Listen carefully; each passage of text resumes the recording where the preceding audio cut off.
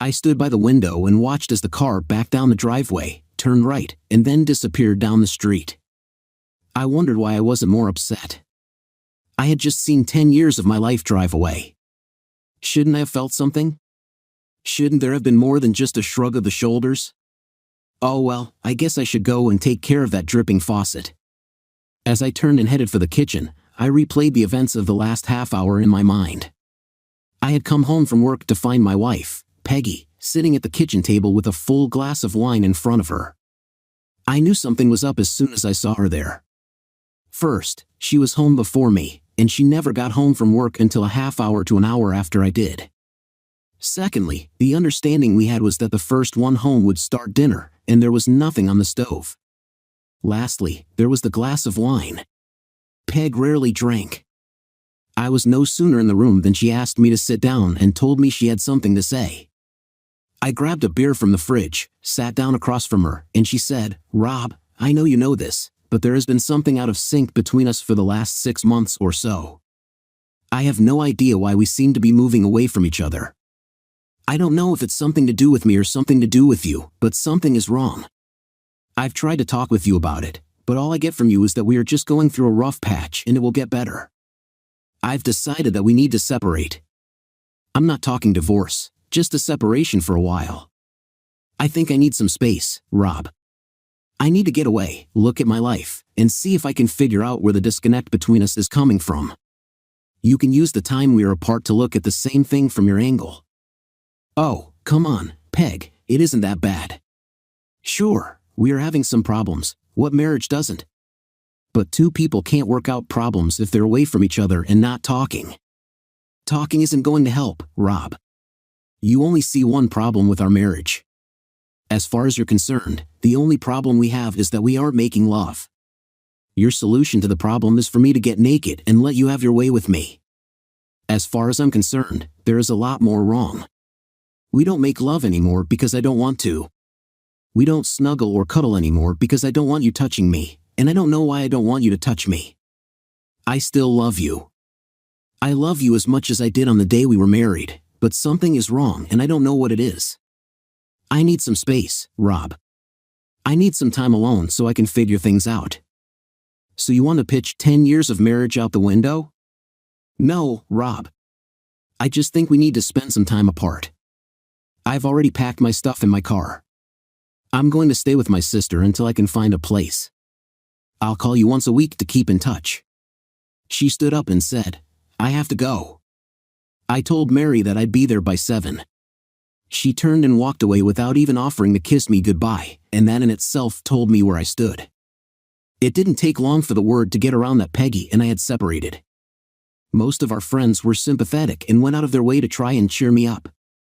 Peggy called me once a week and asked how I was, and I would say I was managing. Then I'd ask her how she was, and she would say that she was okay. I would then ask if she was ready to come home yet, and she would tell me not yet. Peg had been gone for 6 weeks when I started hearing disturbing things like she had a live-in boyfriend. I didn't want to believe it. I wanted to believe that things were as she said they were, that she just wanted some time alone to get her head straight and then would be coming home. I kept hearing things, so I decided to check out the rumors. I'd find out where Peg was staying, do a little snooping, and put the rumors to rest. But no one could tell me where she was staying, either they couldn't or wouldn't, and I began to think that something about the situation stunk to high heaven. I was having dinner with my friend Tom and his wife Tanya, and I voiced my concerns, letting slip that I was going to hire a private detective to find Peg and either confirm the rumors or disprove them. I saw Tom look at Tanya, and I saw her give him a little nod. "Save your money, Rob," Tom said. "The rumors are true. Most of the people who know you know what is going on, but they like you too much to tell you." "Tell me what?" "That Peggy left you to live with Adam White." "Adam White? Who the hell is Adam White? I've never heard of him." "He works with Peggy, and she just up and left me to go live with him? That doesn't make sense.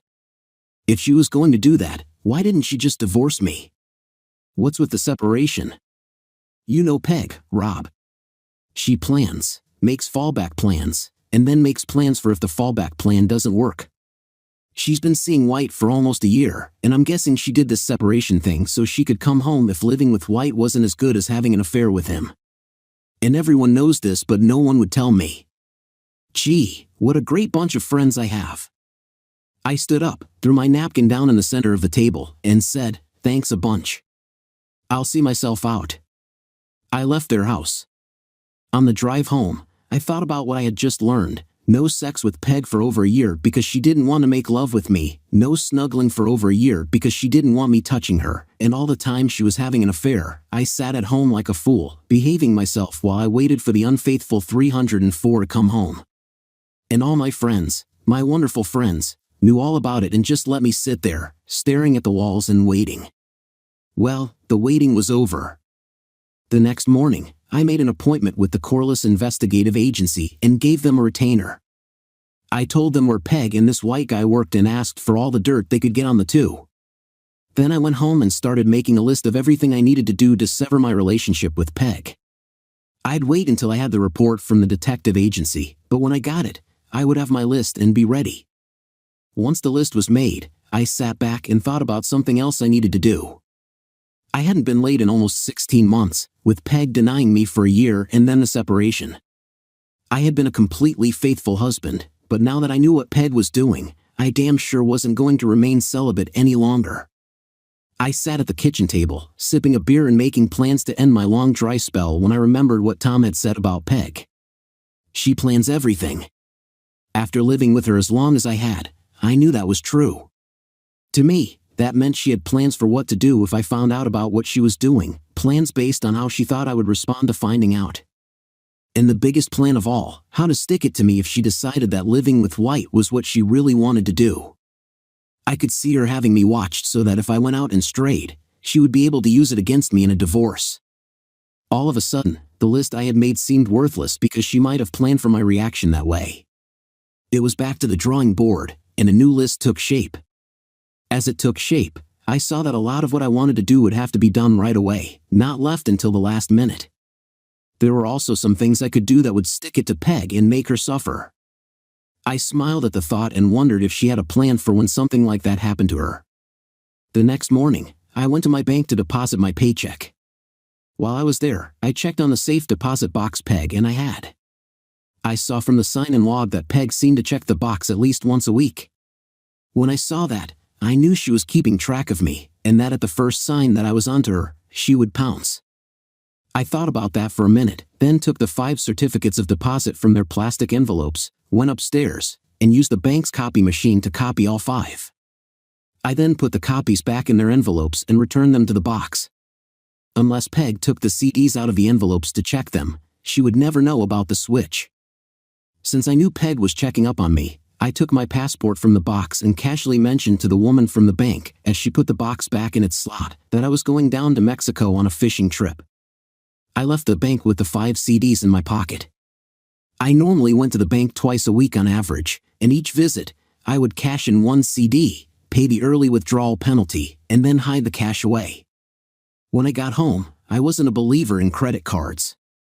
I thought you could get in trouble too easily with them, so the only ones I had in my name were an American Express card, on which the full balance had to be paid when you got the bill, several gasoline company credit cards, and 1 Visa card with a low limit that was in my name only. Peg, on the other hand, had a good half-dozen credit cards in just her name, and some of them had high limits. I knew what the limits were because I paid the bills every month. I made a list of the remaining account balances and set it aside. I would make sure to pay the minimum payment on those cards to keep them in good standing. I sat down and made a list of all the things I would like to have. Over the course of the next couple of weeks, I went on a spending binge using Peg's credit cards. When I bailed, she would be saddled with the credit card debt, and I intended to make it considerable. I updated my computer, got a new Dell with all the bells and whistles, bought a Remington 700 on eBay, and a bunch of other stuff like a digital camera and a state-of-the-art cell phone that did everything but cook my dinner. The house was Peg's. It had been left to her by her parents, so I would have no claim on it. However, we had used it as collateral for an open line of credit when we put in a swimming pool and hot tub, and both of our signatures were on the account. We had paid off what we had borrowed, but the line of credit was still open. If I timed it right, I could draw on that line before she knew what I was doing. I had wondered why, when she decided we needed a trial separation, she packed up and left me in her house instead of asking me to leave. Now I knew. If I was still in the house, I would obviously be expecting her to come back and see this separation as something that wasn't going to last. Next, I closed out my 401k at work, paid the penalty, and squirreled away the cash. Then I sat back and waited for the private detective's report. The one thing I couldn't figure out how to do was get my ashes hauled. I couldn't take the chance that Peg had someone watching me to see if I went looking. I decided what I would have to do was leave town on the weekends to go on fishing trips. She knew that I loved to fish and went quite often, and she knew from the catches I brought home that I actually went fishing, so I doubted she would pay a private detective to follow me. No need for her to get too carried away. After all, wasn't I stupid? Hadn't she been pulling the wool over my eyes for over a year? It was a Friday, and I was just getting ready to leave work when I got a phone call from Tanya asking me to stop by their house on the way home. I tried to beg off, but she told me it was important, so even though I really didn't want to go there, I said I would. When I got there, she let me in and led me into the living room, where I found Tom sitting in an easy chair. He got up, offered me his hand, and I shook it. Then he told me to sit down and get comfortable while he got me a beer. Tanya needs to talk with you, Rob, and you need to know that I'm 100% on board with what she's going to say, he said. He left the room and headed for the kitchen while I gave Tanya a questioning look. She said, "In a minute, Rob, you're going to need some beer for this." Tom came back, handed me a Bud Light, and said, "I've got some errands to run and probably won't be back before midnight. Catch you later." He headed for the front door, and I heard it open and then close behind him. The door closing was Tanya's signal to start talking. "Rob, you heard us when you stormed out of here the night you were here for dinner," she began. I started to say something, but she held up her hand and said, "Let me finish. You were justified, but it still hurt. In our defense, all I can say is that we like you a lot and didn't want to be the ones to hurt you.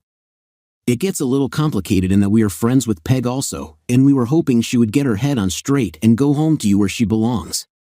We know you love her, or at least you did love her, but we didn't know if it was enough for you to forgive her, so we kept quiet. If you got back together and didn't know, you could have gotten on with your lives without having to worry about forgiving and forgetting. That's it, that's our apology. But that is only part of why Tom and I wanted you to stop by. We know you, Rob, and we know what kind of guy you are. You would no more cheat on your wife than you would rob a bank. How long has it been since you had sex?" The question caught me totally off guard. For the first time, I noticed how Tanya was dressed, a low-cut blouse that showed off her ample cleavage, a short skirt, and high heels that showcased her marvelous legs. Friend or no friend, I couldn't help but get an erection. Then I remembered Tom's "I'm 100% on board" comment, and I had an idea where things were going.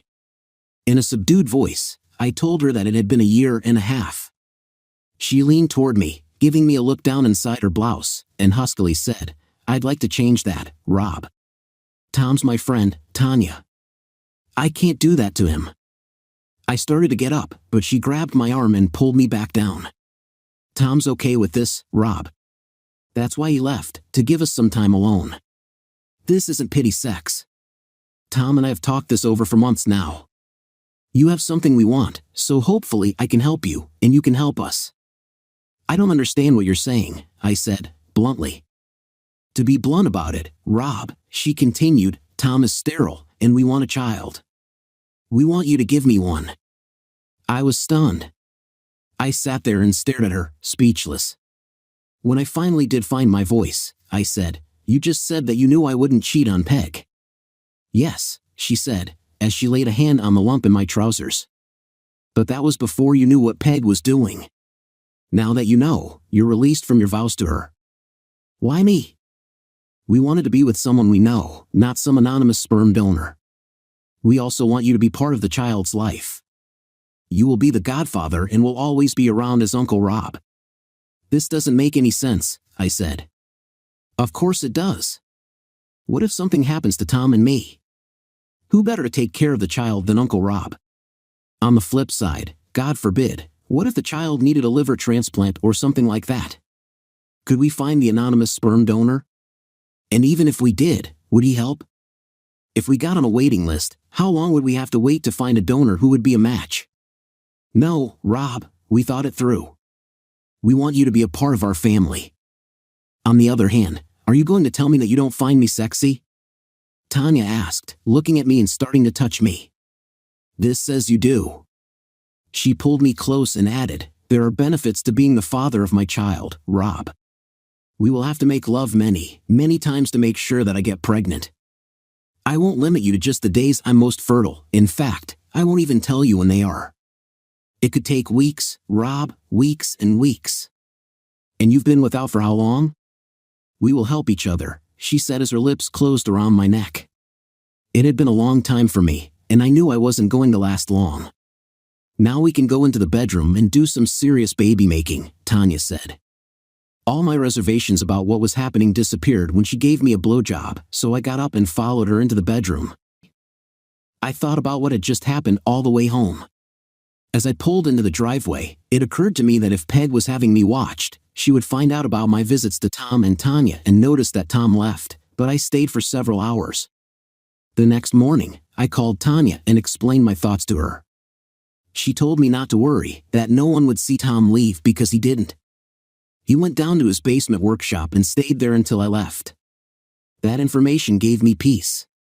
It was one thing to make love to Tanya when Tom was gone, but could I do it if I knew he was in the house? Tanya must have known what I was thinking because she said, "Don't worry, Rob. It will be okay. I promise." That afternoon, I got a call from Tom asking me to have a drink with him after work. Talk about awkward. Try sitting down with a guy you've known for 20 years, who is a good friend, and whose wife you've just slept with, all with his knowledge. He must have known what I was thinking, so he cut right to it. I know this is awkward for you, Rob. Hell, buddy, it's awkward for me, too.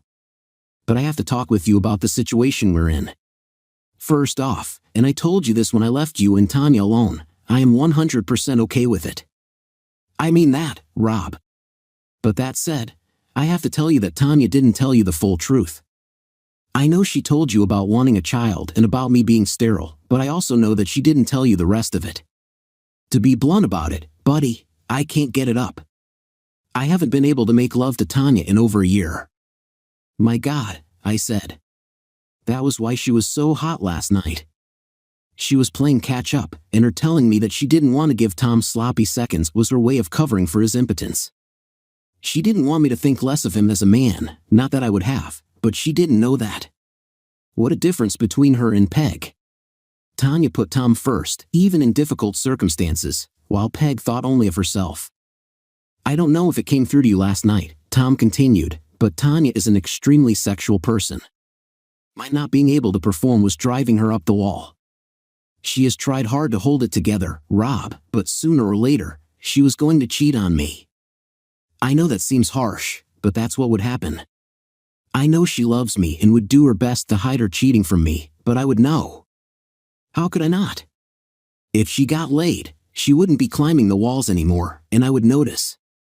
I love her, Rob. The woman is my life. If I didn't have her, I would just die. And that's the problem. If she snuck off and cheated behind my back, I couldn't live with her. I would understand why she did it, but I couldn't live with the dishonesty of it. The only solution, at least as far as I could see, was to make it happen out in the open. But Tanya isn't the kind of woman who would agree to taking a lover and going into the bedroom while I sat in the living room and watched TV while she screwed. She could probably have done it with a stranger in a motel room with me not knowing, but she couldn't just do a guy with me knowing and then a different guy the following week and another the week after that. What we needed was someone steady, someone we both liked and were comfortable with. We sat down and made a list of possible candidates but couldn't agree on anyone. We kept coming back to you, but we were afraid that if we started with you and then Peg came back home, it would stop and we would have to start over. Peg would eventually come back to you. Everyone who knows Adam White knows that he's an a-hole, and Peg would soon find out and go home to you, secure in the knowledge that you had no idea what she had been doing. I have no idea why she thinks you were that dumb. I can only guess that she thinks you love her so much that the thought would never occur to you that she might be up to something. I had a chuckle at that. She pretty much read me right because that's exactly how it went. It was only because the separation was dragging on and on that I finally realized something wasn't right. Well, you do know now, and I know even if Peg doesn't, that now that you do know, she is history. I know you won't take her back under any conditions. That freed Tanya and me up so that we could approach you. Tanya and I want a child, Rob, and Tanya needs a steady sex life. Until the doctors can find and fix my problem, someone else is going to have to provide that sex life for her. I know it sounds silly to say this, but you making love to my wife is going to save my marriage. You just have to get comfortable with the idea that I know and that I'm all right with it. I didn't know what to say. The whole thing was so off the wall that even though it had already happened once, I was still having trouble believing it.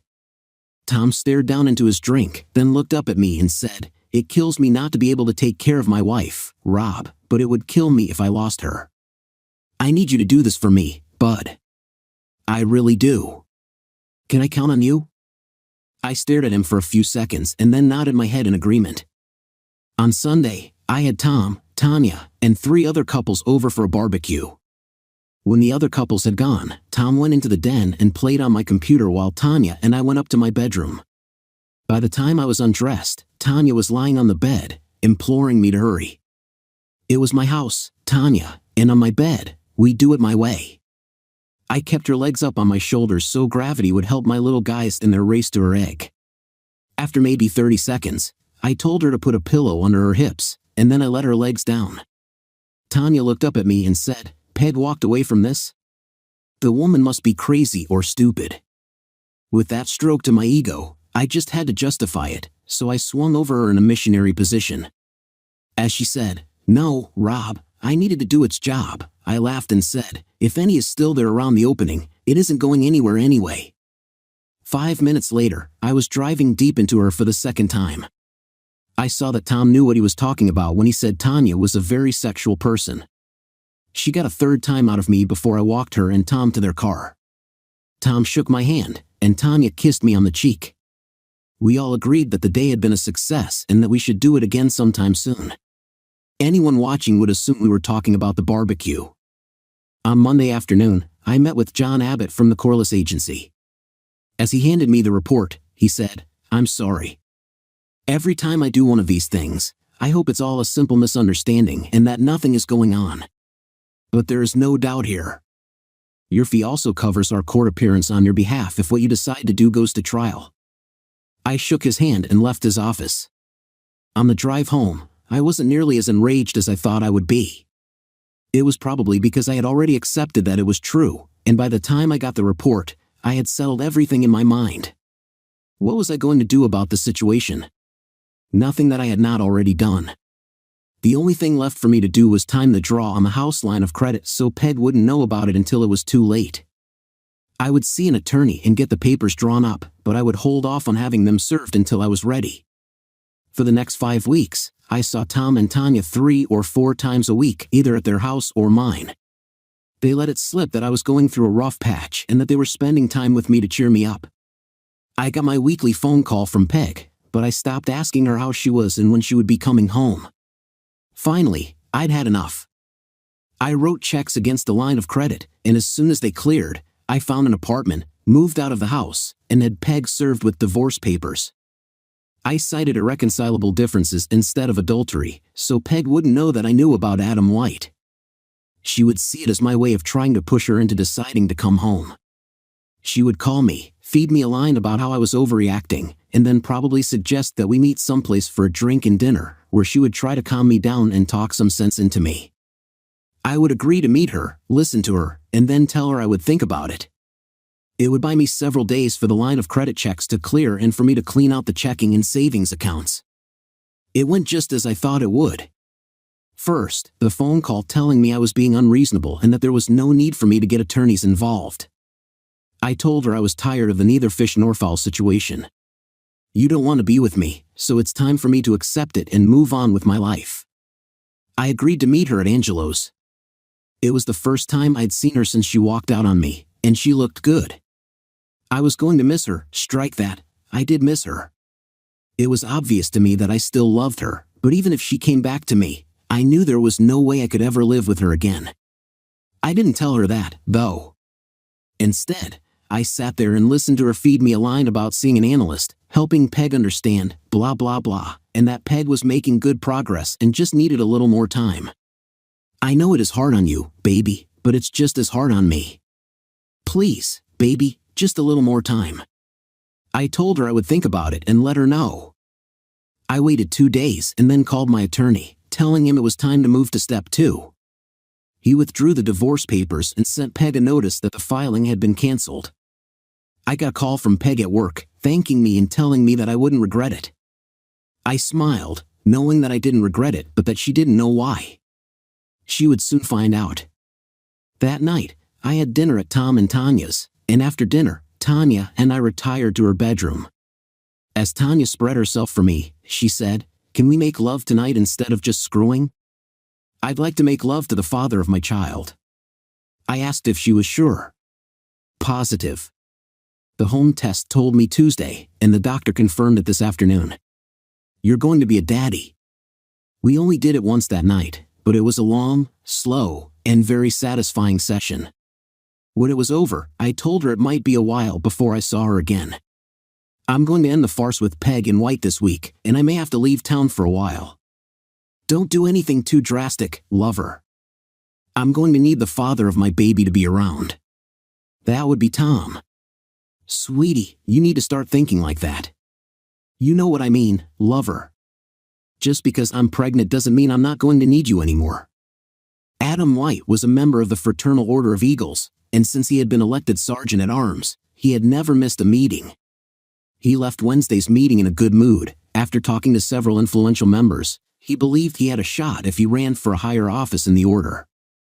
He was still in that good mood when he got out of his car in the parking lot of his condo.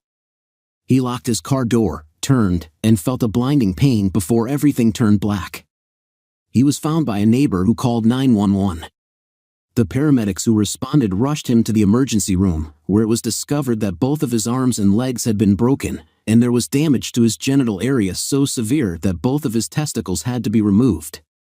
He was in great pain when he opened his eyes and saw he was in a hospital room, unable to move. He had casts on his arms and legs and was in traction. He saw Peggy standing next to his bed with a horrified expression on her face before he faded out again. I wasn't there when it happened, of course, but I received a full description of what occurred. When the man walked into the room, he approached Peg, who was standing next to the bed and looking down at White. The man asked her if she was Margaret Olson, and when she said yes, he handed her some papers and told her she had been served.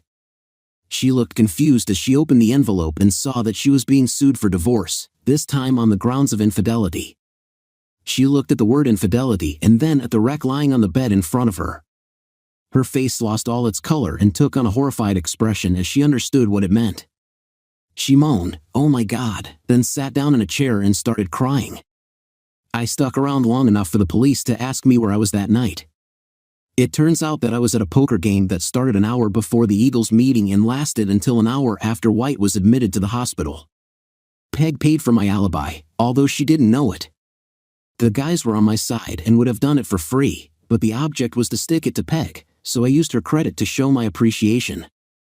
Home Shopping Network charged her Visa card for the digital cameras I gave to Bill and Steve. eBay charged her MasterCard for the laptop I gave to Mike and the 19-inch flat-screen monitor I gave to Phil. She even paid for the aluminum baseball bat. I had 6 weeks of vacation and 3 weeks of comp time coming to me, so I took a 2-month leave of absence in conjunction with that time. When the police were satisfied that I had nothing to do with White's misfortune that they could prove, I made arrangements to leave town and take a fishing trip in Mexico. Before I left, I told my attorney not to push the divorce and just let it sit until Peg started fighting it, then to drop it. We would stay married, but I would have nothing to do with her. I called Tom and Tanya once a week to see how things were going. They told me Peg had moved back into the house and, as far as anyone could tell, true love must not have been in the cards for Peg and White, because she never went back to visit him after the day she was served while standing next to his hospital bed. The maxed-out credit card bills must have started hitting the mailbox, and she must have found out that the savings and checking accounts were dry. The line of credit was tapped out, and the CDs in the bank deposit box were fake. The next word I got was that Peg was frantically trying to find me, and no one could tell her where I was. My boss, who knew the full story, told her I was gone when she called and was trying to find me. He told her that I just came in one day, said I was leaving, and asked for my check. Basically, he led her to believe that I had quit without notice. He didn't tell her that, but he did lead her to believe it. A call to my attorney demanding that he set up a meeting with me got her the information that I had dropped the divorce action, paid him off, and that he no longer represented me. She had no choice. For months after I had left on my fishing trip, she filed for bankruptcy.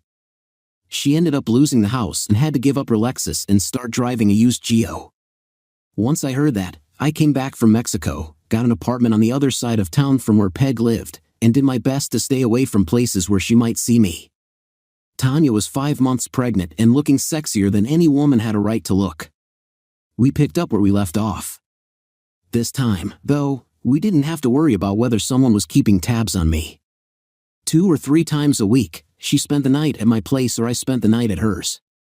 I was back for 2 months before Peg found out. One day, when I got off work, I found her waiting in the parking lot for me. She got out of her car and headed toward me, but I ignored her, got in my car, and pulled out of the lot. In the rearview mirror, I saw her hurry to her car, and I slowed down so she could keep me in sight. I'd have it out with her, but not in the parking lot at work. I kept my speed where she would have no trouble following me.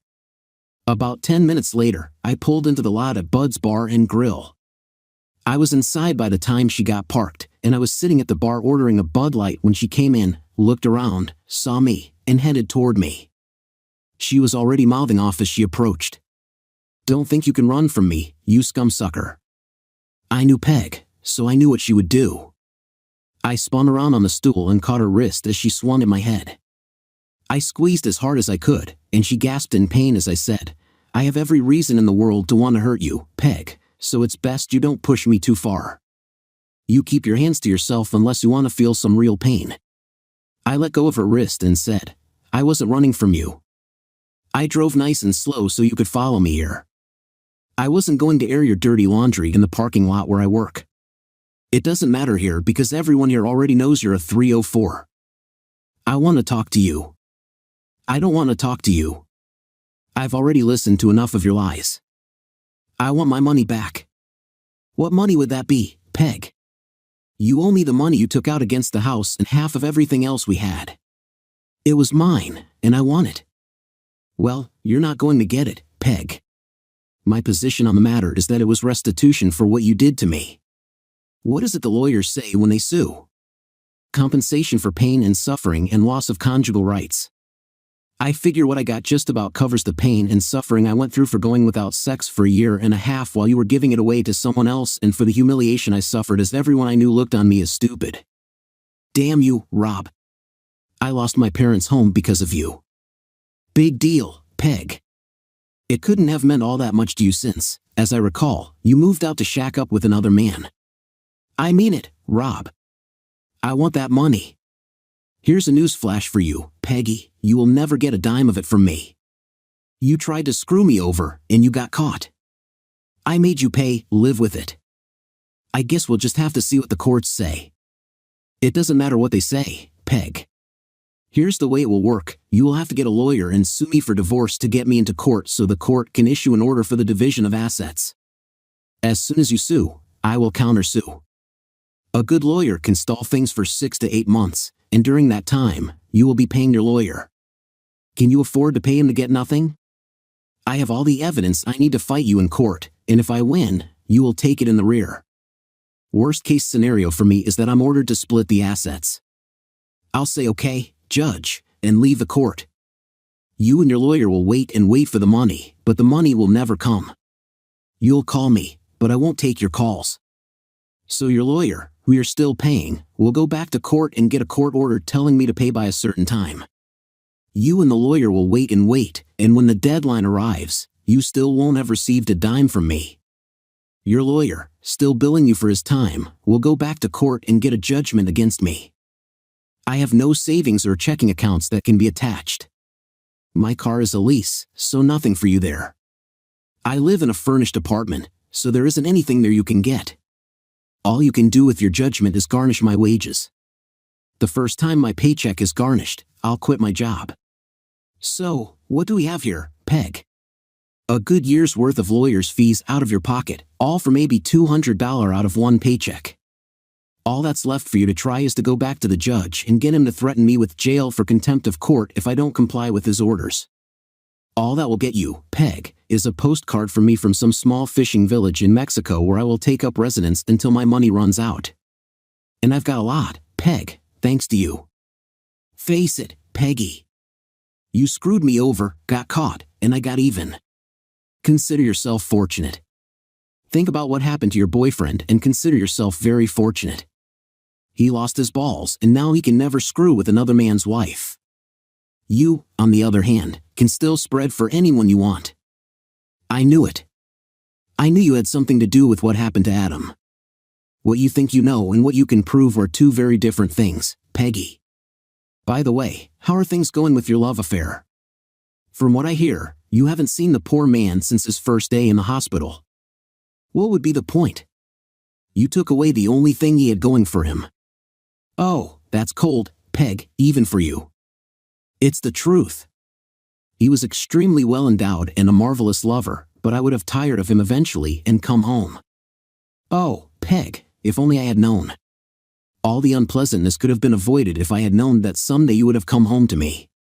Oh damn, I guess by my actions I messed that up, didn't I? I'll have to carry that regret to my grave. Oh, what a joy life could have been if we had only communicated better. You can be such an a-hole. Yes, Peg, and you're a worthless cheating 304. I finished my beer, got up, and said, "Have a rotten life, Peg," and I left the bar. 3 days later, I was served with divorce papers citing irreconcilable differences. I didn't contest it, and she was awarded half of the marital assets. I was ordered to pay her the money borrowed against the line of credit. I wished her luck in getting anything and tossed the final decree in the trash. She must have believed me when I told her how things would go, because I never heard from her again. One interesting thing came out of the mess. Everyone agreed that White was a dipshit, but even dipshits can have a friend or two, and one of White's was Peggy's boss. He wasn't happy with the way she treated White after his misfortune, and he fired her. Well, fired isn't quite the way it was put. A downturn in the economy necessitated downsizing, and Peggy was let go. But everyone knew she was fired. She couldn't find work in our area, so she relocated to California where she had some relatives. No one, not even her sister, has heard from her since. There is one more chapter to the story. It was a sad ending but, at the same time, a glorious beginning. Tanya had a beautiful baby girl and Tom doted on her and spoiled her rotten. Uncle Rob was a constant visitor and spent many, many hours crawling around on the floor with little Martha. Tom never told Tanya or me the full story. He knew why he had erectile dysfunction, but he hid it from Tanya. He had cancer, and it didn't get caught in time. The cancer spread, and following his funeral, Tanya handed me an envelope addressed to me. Written across the front of the envelope were the words "For Rob's eyes only." I looked at her, and she shrugged and said, "I have no idea. It is addressed to you, so I haven't seen what's inside." I opened it and read, "Hey bud, if you're reading this, I'm gone. There was a reason I picked you." Yes, it was me, not Tanya, who was the father of our child. I knew I wouldn't be there for them, and I wanted someone I trusted to watch over them. I knew I could count on you, so you got elected. Don't let me down, bud. Take good care of our girls. I handed the letter to Tanya, and she read it and started crying. I took her in my arms to comfort her, and when she had cried herself out, she asked me what I was going to do. I'm going to do just what he knew I would do. I'm going to take care of my girls. 6 months later, Tanya and I were married. Story 2. Angela and I lived in a spacious 2-story house with a small pool in the backyard. We moved there after getting married, and a couple of years later, our son Eric was born, followed by our daughter Samantha. I worked as a manager in a prestigious company, wanting to provide everything for my family so that none of them lacked anything. Angela stayed at home for a while when the kids were little, engaging in making small clay figurines alongside her household chores. It had been her hobby for a long time, and when she had accumulated enough figurines, she organized unique sales events. Years passed. Eric and Samantha grew up and went to college. By then, I was able to provide each of them with good phones and laptops. Eric got a computer first as he was growing up, and since then, he became passionate about the field. He pursued studies as a programmer, despite having acquired considerable skills already. He didn't intend to stop and chose a career in IT. On the other hand, Samantha was more into fashion and enjoyed creating her own designs. So, she chose a career as a fashion designer. Besides, she was as beautiful as her mother, and by the time she finished school, several agencies offered her modeling jobs after seeing her photos on her blog. Like fledglings at a certain age, the kids left their nest, and while we rejoiced in seeing what wonderful individuals they had become, we continued living for ourselves. "It feels empty now," Angela said one day, sitting with me in the living room. "What?" I didn't quite catch it at first. "Yes, now that the kids have moved away, it's noticeably quieter. I got so used to them always being at home. Even when they were being silly, which sometimes annoyed me, now I miss even that." "You're right. The house is indeed much quieter now. But they can't always be with us. Besides, we're not at the age to handle daily chaos. By the way, Mark called and said they'll drop by tomorrow." "Really? But you were planning to work in the garage," my wife recalled my plans. "Yes, I was. But they've decided to throw a party for Mark's birthday. And they couldn't finish their renovation on time. So, Mark intends to talk to us about arranging the celebration at our place." "What?" Angela asked in surprise. "Well, he asked not to mention it for now. He wants to discuss it in person." "What's wrong with that?" "I don't see anything wrong in them celebrating here. We have enough space. It'll be enough for them and the guests. It'll help break the monotony a bit." "I'm glad you agreed." I kissed my wife on the cheek and hugged her tenderly. In my heart, I was happy I wouldn't have to argue with her about it since I had already promised Mark that our house would be at his disposal for the celebration. Mark and Monique Rells had been our longtime family friends. I became close friends with Mark back when we served in the Army. He often visited us, first alone, and then he married a wonderful girl, and they started visiting us together. We tried to celebrate various holidays together, sometimes at our place, sometimes at theirs, or just gathering with our families outdoors. Our kids also became friends and often played together. Unlike our family, Mark and Monique didn't have that emotional abundance and tranquility. I already knew them well. Both of them had a wind-up personality, and their tastes and hobbies differed in many ways. Sometimes, I even wondered why they got together and married. But Mark told me they loved each other, at least initially. Besides, they had passionate relations in bed and occasionally engaged in role-playing. These amusements they carried with them through the years they lived, and even now engaged in it. However, beyond their romantic feelings, they frequently argued, sometimes over trivial matters. Most of the time, it was sparked by Monique, who was very jealous of her husband. But it wasn't without reason. Mark was handsome and, especially when he had a few drinks, tended to check out other women. He even had a few affairs, which he boasted about to me in secret. Monique somehow found out about these, leading to scenes. Once, it almost led to divorce. But primarily for the children's sake, they stayed together. After finishing the conversation with my wife, Mark called me. "Peter, are you free right now?" he asked. "Well, not tied up with anything important." "Why?" "I'd like to meet up with you." "But you're coming over tomorrow anyway." "Tomorrow's tomorrow. And I won't be alone, I'll have my wife with me. I wanted to chat with you without the company of women." "All right. Where shall we meet?" Mark suggested meeting in an hour at the bar, which recently became our favorite spot for guys' hangouts and chats. I got delayed a bit. And when I arrived, I noticed that my friend was almost drooling in the direction of the waitress who was serving him. And I understood him. As a man, because she was of quite lush body shapes, and her uniform was definitely not strict. Then Mark noticed me, waved, and I joined him, sitting down across from him. "What's up with you?" I asked.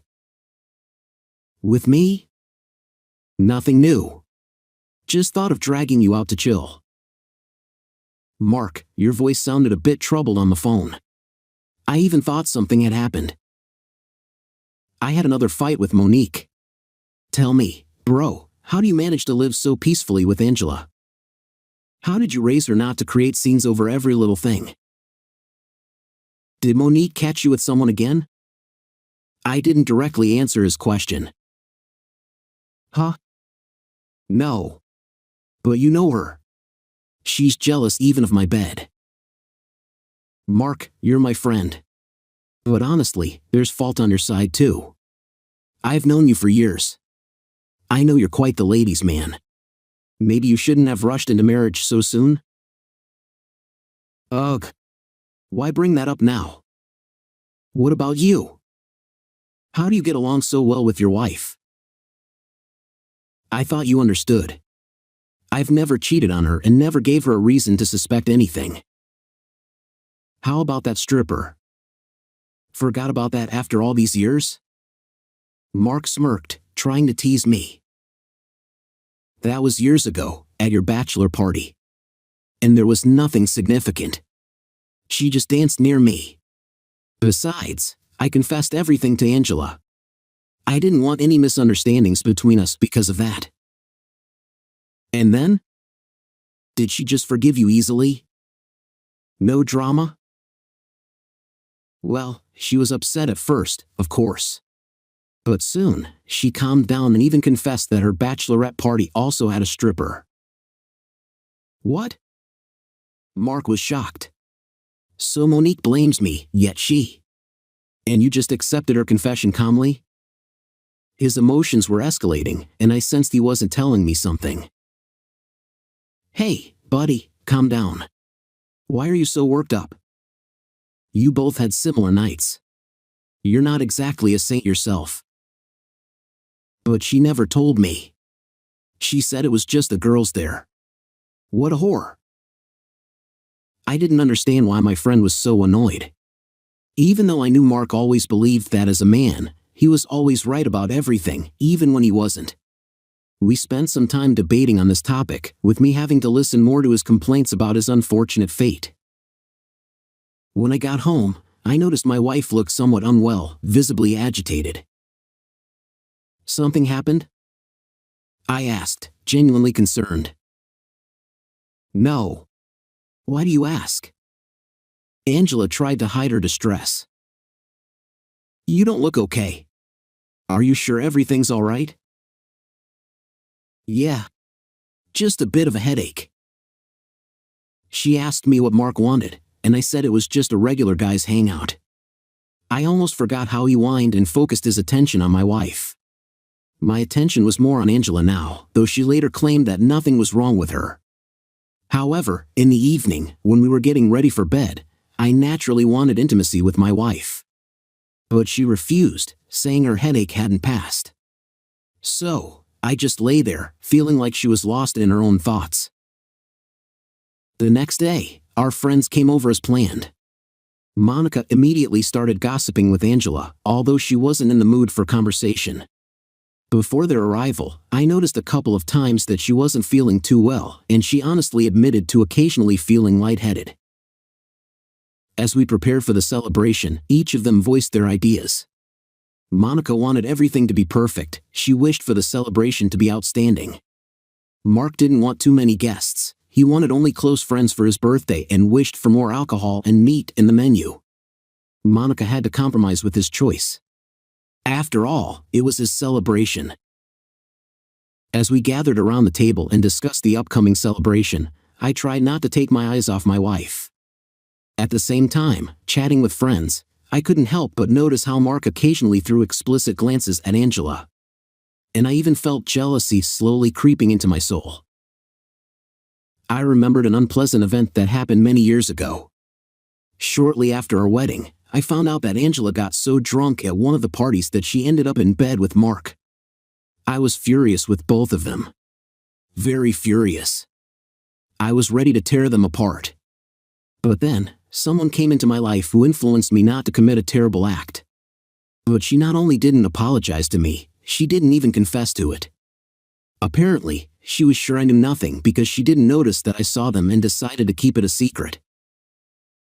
These memories and the chatter of friends distracted me, and when I glanced at Angela, I saw her suddenly turn pale, then her eyes rolled back, and she, dropping the coffee cup, lost consciousness. I was frightened for her and immediately rushed to her side. "Angela, what's wrong?" "Angela, wake up, sweetheart." I quickly grabbed my phone and dialed emergency services. Mark and Monica looked alarmed too. They didn't understand what was happening but were worried about their friend. Angela woke up on the way to the hospital.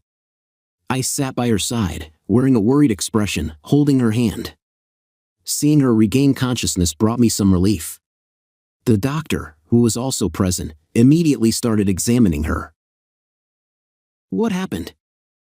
Where am I?" Angela looked around. "You fainted. We're going to the hospital. The doctor will check you. But so far, they said there's nothing serious." "Ma'am, how are you feeling?" the doctor asked. But Angela didn't respond.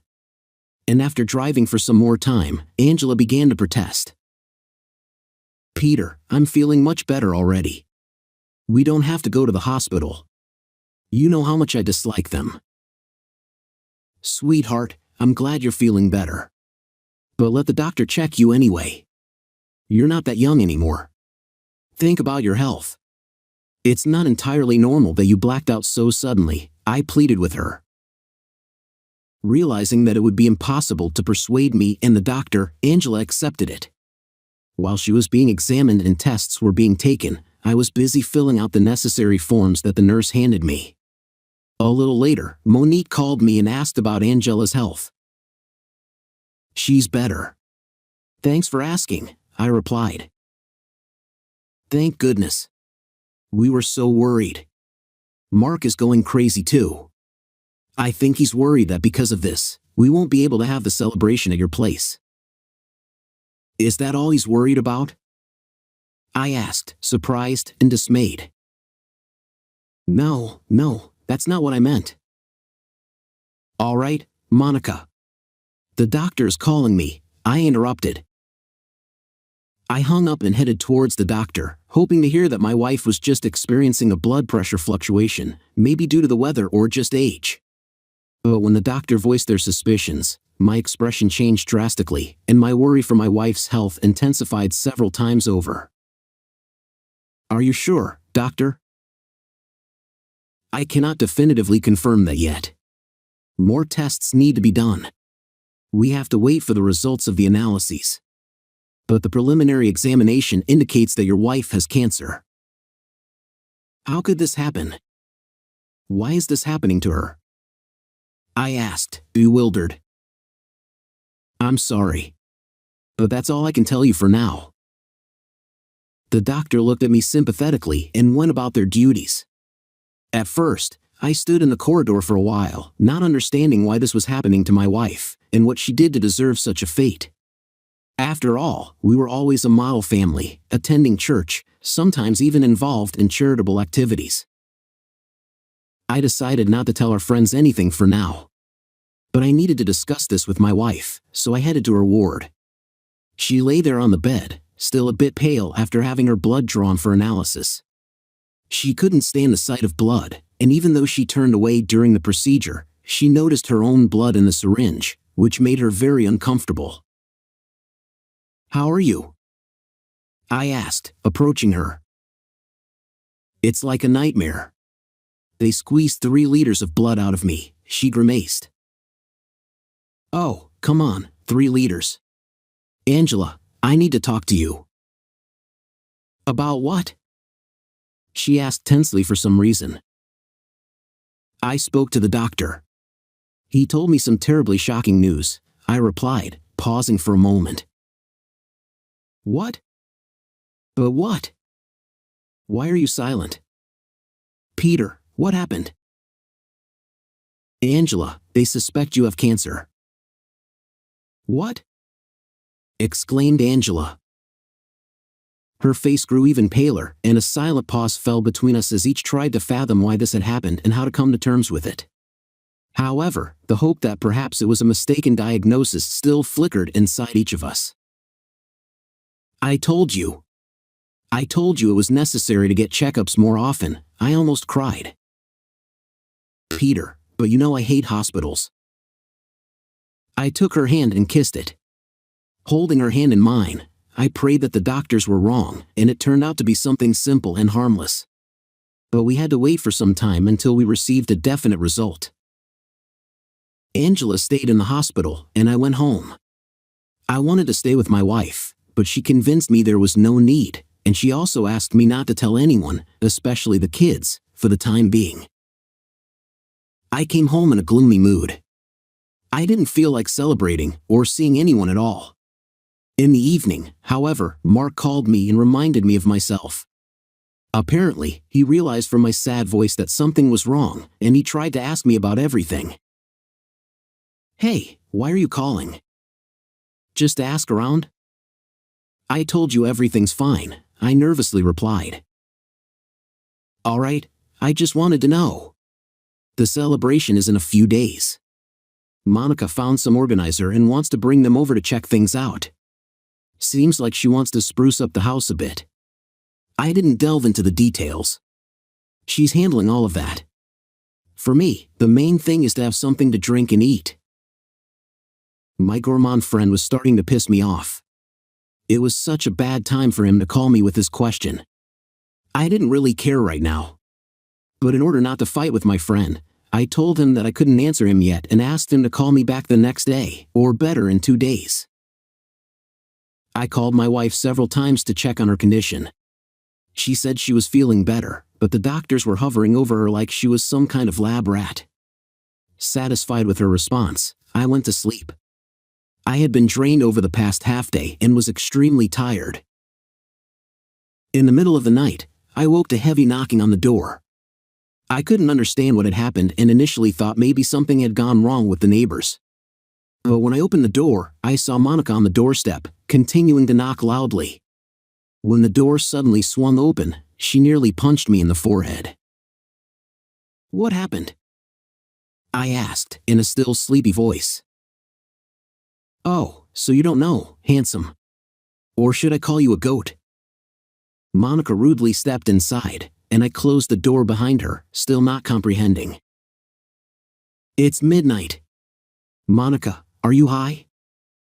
Why are you so agitated? I glanced at the clock. Why agitated? Let me tell you. That goat. Did you know your beloved is a whore? Did you? No? Well, now you know, Monica rambled, heading to the kitchen. She found a bottle of vodka in the fridge and began to serve herself, pouring a drink into a glass. Then she looked at me and poured another for me. Here. Drink. You need it too. I don't get it, I pushed the glass away. Monica, explain clearly what you're talking about. Monique took a drink of the alcoholic beverage, almost choking, and then took a deep breath. I knew it. I caught them. You understand, Peter? She came close to me, pressing her hands against my shoulders. Those bastards. They didn't even care. I walked in, and they were kissing. She broke into hysterical tears without shedding a single tear. Who the hell? Mark and Angela. They were kissing right in her hospital room. They thought no one would see them. I followed them. And he... Damn it. She let go of me and sat on a stool. Stop, Monica. Are you sure? Maybe you misunderstood? I still couldn't believe what I was hearing. Oh, if only. She rested her elbow on the table, burying her head in her hand. Her face showed pain, disgust, anger, and a desire for revenge. She was my friend. Okay, that male dog. But I never expected this from her. I sat down on the stool, took a glass and drank it too. I didn't want to believe that Monique was telling the truth. But why would she lie, especially about something like this? I had a strong urge to tear both of them apart, Mark and my wife. I could feel my blood boiling and the rage pulsing through my temples. I couldn't sit still and ruminate any longer. Asking Monica to get ready, I threw on a jacket over my pajamas and prepared to drive to the hospital immediately to talk to my wife. Still in shock from what she witnessed, Monica asked to come along. When I agreed, she got up, grabbing the bottle. As we drove, she continued to drink from it, hoping the alcohol would calm her nerves. During the trip, she told me her version of what happened. She said that in the evening, Mark went somewhere, telling her he was just going for a walk. But for some reason, Monica didn't believe him. Over the years, she had learned a lot about him and now knew when he was lying and when he was telling the truth. So, she decided to follow him. Following his route, she saw that he went to the hospital and at first thought that her husband had simply decided to visit a sick friend. When Monica entered the hall, Mark was already out of sight, so she went to buy a chocolate bar from the vending machine, intending to visit the friend too. However, when she approached the room, through the slightly open door, she saw Mark and Angela kissing passionately, as if they were in a passionate affair. She couldn't believe her eyes and stood still for a few seconds to make sure it was true. Monica hoped that her cheating husband was just taking advantage of Angela's vulnerable state and that Angela would push him away. But that didn't happen. On the contrary, their hands intertwined in embraces, and they started caressing each other. Then Monica stormed into the ward and started shouting, "You damn cheater. So, this is what you're up to? And you were my friend. Worthless bitch." Monica attacked her husband, scratching his face with her long nails.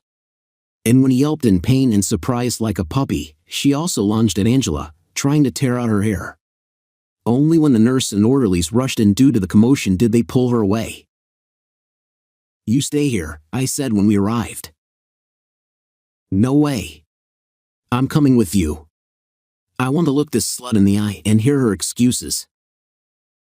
As we reached the ward, a nurse in the corridor stopped us. She found it odd that we appeared at such a time and in such a state. "Let me in. I need to see my wife," I yelled. "But she's under sedation right now.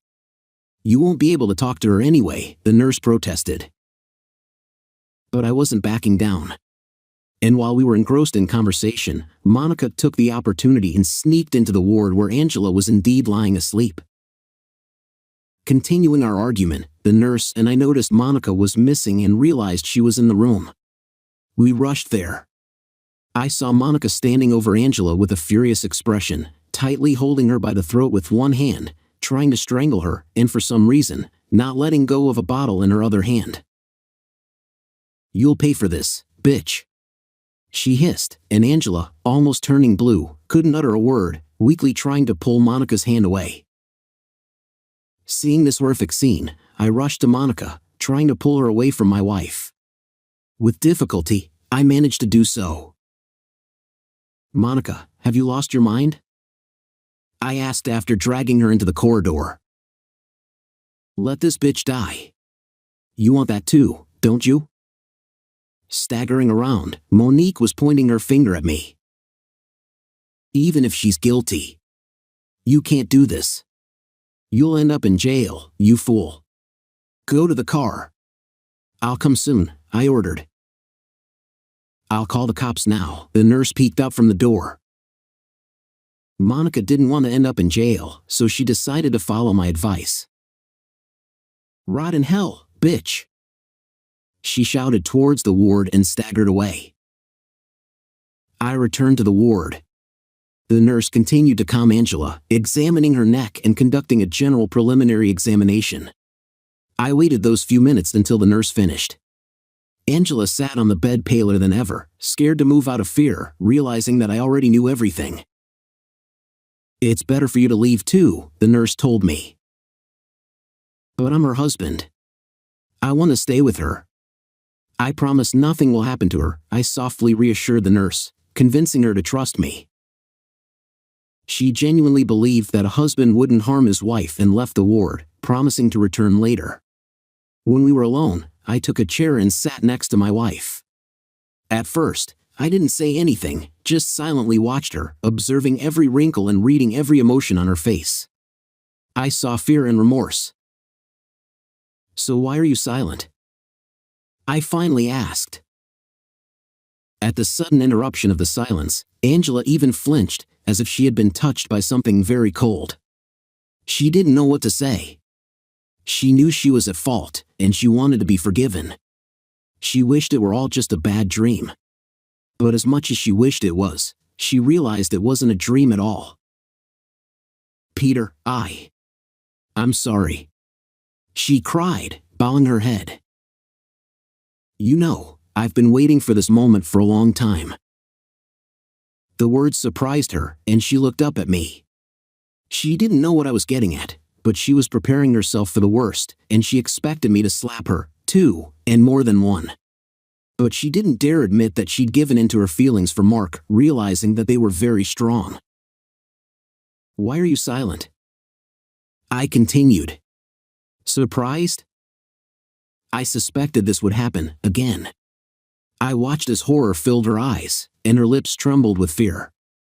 Angela, you've always been an angel to me. I've always loved you and praised you. You were my grace, my honey, the icing on the cake. Yes, I loved you very much. I even forgave you when you slept with my friend 20 years ago. Yes, I knew about it. I always knew. That evening, I stood at the door and saw everything. Both of you were so drunk you didn't even notice me. I paused for a few seconds, these memories always being painful for me. In that moment, I wanted to rush in and kill you both. But somehow I didn't. I don't know why. Now I do. You gave me my beautiful children. And you know, the next day, after that stupid night, I thought you were going to confess everything to me and beg for forgiveness. But you didn't do that either. And then I got really angry. I wanted to get drunk first, to take away my pain a little bit, because if I snapped at once, I would not just kill you. I don't even know what I would do to you. So I went down the street to a kiosk and bought a bottle. I sat down on the embankment, and I started drinking. And then I saw a priest who sat down next to me and asked me what my grief was. You know, I told him everything, why I was so angry and what I was going to do. Then he put his hand on my shoulder and told me about the power of forgiveness. He told me a lot of things. But while he was talking, I even forgot I had a bottle in my hand. But after talking to him, I felt a great relief, and only then was I able to forgive you. And I lived with you all these years, believing that you really loved me. I even saw in your eyes that you were sorry for what you did. But you snapped again. Now it was my turn to bow my head. After hearing my speech, Angela realized how foolish she had been and was now ready to beg for forgiveness on her knees. And she did. She slid off the bed and clung to my feet. The sensors slipped from her hand, and the monitor emitted a warning signal. But neither Angela nor I paid any attention. She kept crying and kissing my feet. A minute later, the nurse was back in the ward. She whooped when she saw the scene. She ran over to Angela, struggled to get her back on the bed, and took a syringe of sedative from her pocket and injected it into her shoulder. What's going on here? The nurse asked me when Angela calmed down a bit and lay back. She just learned the truth. Like me, I said, then stood up and left the ward. Several days passed. Angela's diagnosis was confirmed, and a treatment plan was devised. Now she had to undergo numerous procedures and chemotherapy. She was afraid of what lay ahead but was ready to undergo treatment. It wasn't her illness that scared her anymore. It was the fear that I might never forgive her. I filed for divorce and kicked my wife out of the house. I told her I couldn't bear to see her anymore and planned to talk to the kids myself, hoping they'd understand. I later learned that Monique had also filed for divorce, immediately the next day, after catching her husband with a girlfriend. He had to rent an apartment and move in. And somehow, maybe by calling Angela or meeting her, I didn't find out, he invited her to live with him. And it looks like their relationship started to develop. But I didn't care anymore. I didn't want to see her again, and even knowing she'd be in the hospital for a long time, I swore I wouldn't visit her or contribute a penny to her treatment. I had a different goal now. I wanted to find Mark and have a man-to-man talk with him, kicking him in the face for betraying our friendship again. But I couldn't find him for a long time, and he wouldn't answer my calls. Only a few days later, I accidentally ran into him on the street. Mark even flinched when he heard my voice behind him. "Finally found you," I hissed. "Peter, listen. Let's talk. We're friends." Mark didn't finish as he received a strong punch to the face. Mark tumbled to the sidewalk. I jumped on him and hit him a few more times before he managed to get out of it and run. People were looking around at what was going on, but none of them bothered to call the police. Obviously, they just thought that the two comrades, something did not share. That's the human condition. I chased after Mark and was about to run after him. But as he fled, he darted into the road and got hit by a car whose driver hadn't noticed him in time to brake. People began to gather around. I realized that someone would definitely call the police now, and I didn't want to have to explain myself to them. I glanced at the body, then turned and disappeared into the crowd. Mark ended up in the hospital with several fractures, but doctors didn't find anything life-threatening. Initially, Angela visited him almost every day, but she had started chemotherapy herself. However, they ran into financial problems, and Angela realized she'd likely have to stop treatment. She shared her intention with the doctor, who looked at her surprisingly and said someone anonymously paid for her treatment. Angela was amazed but thanked the Samaritan and continued her treatment. Later, her children came to visit her, to whom I did confess everything, both about her illness and the fact that we were divorced. Angela, for the next few months, hoped for healing and that she had been forgiven for her sins, as she had previously thought the illness was her punishment for her sins. But one day, a doctor entered her ward and delivered dreadful news. He told her the treatment started too late. If she'd undergone regular checkups, they might have detected the tumor in time, and treatment would have helped. But now, she had to accept the inevitable. Knowing she didn't have long to live, Angela left the hospital without telling anyone. I knew about these events because I secretly met with the doctor, and he told me everything, even some detailed moments of her personal life that she shared with him. Yes, I met with a doctor, because even though I was too angry with my wife, but she was still the mother of my children, and we had lived with her for so many years together, which were quite acceptable and even pleasant before she cheated on me again. So I decided to pay for her treatment, but without her knowing about it. I heard nothing about Angela for some time, where she was or what she was doing. But one day, I met Mark in a bar, thoroughly enjoying himself with some promiscuous girl. I asked him why he was here and where Angela was. He sent away his companion and honestly admitted that when Angela told him the treatment wouldn't help anymore, he initially felt sorry for her. However, soon her appearance started to repulse him. He realized that he didn't love her that much. It was more that he liked the way she looked. And his nature pushed him to drink and have fun with girls again. Naturally, Angela started fighting with him. And then she just disappeared. I was surprised why he hadn't told anyone about it or searched for her. But he just shrugged. Enraged by his inhumane actions, I punched him hard, causing him to fall off the chair and onto the floor, dragging a nearby table with him. I left, leaving that idiot lying on the floor, and headed to the police.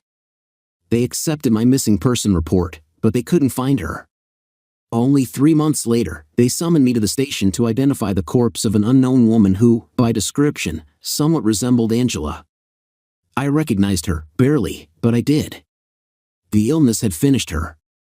The policeman said they found her not far from a shelter for the homeless, where apparently she decided to spend her last days, not wanting anyone to see her in such a state. The door opened, admitting a shaft of unwelcome light into the lounge where I was sitting on a Friday afternoon. A tall, bull-like man walked in and looked around the room, noticing me as I raised my hand and motioned him over to the table. He strolled over and slid into the seat across from me with a smile on his face. His real name was Gerald William Cassidy, but he liked to wear jeans and a big cowboy hat when he was driving, so he was known as Butch Cassidy. Butch was a short-haul driver for my company. We were a baked goods firm and distributed bakery items to the surrounding states. I was the manufacturing manager for the local plant as well as 2 others in Pennsylvania and Ohio. I had taken the afternoon off to meet with Butch and talk to him about something that had been bothering me. His run was finished for the day since he began long before dawn and finished around early noon.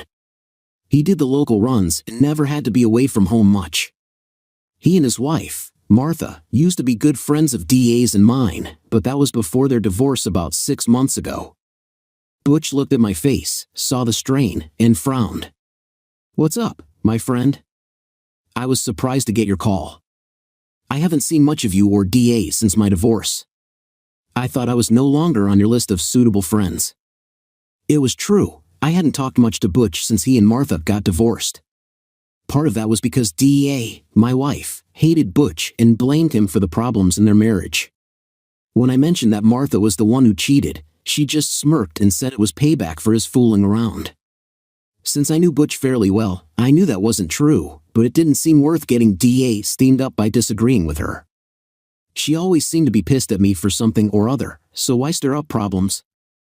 I waved the waitress over and ordered us a couple of cold ones. Butch accepted his beer but didn't follow through, sensing this was not a fun and games time and waiting for me to let him know what we were doing here. Well, DA didn't want us to stop being friends with Martha, so I just sort of let it go. The fault's mine, though. I've got to be honest with you, Butch, I don't much care for Martha since the divorce, but that's not the reason I wanted to talk to you. I had some questions to ask you, and you're the guy with the answers. Sounds interesting.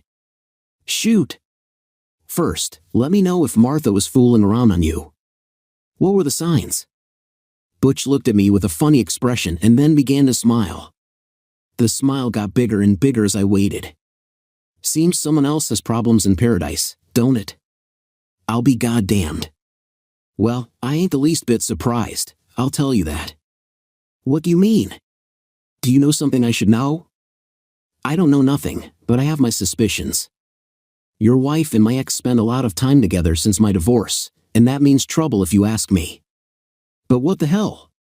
What did you want to know? What were the signs, the clues that made you suspicious? Butch gave it some thought, mentioned that thinking was thirsty work, and waited while I ordered another beer for him and one for me.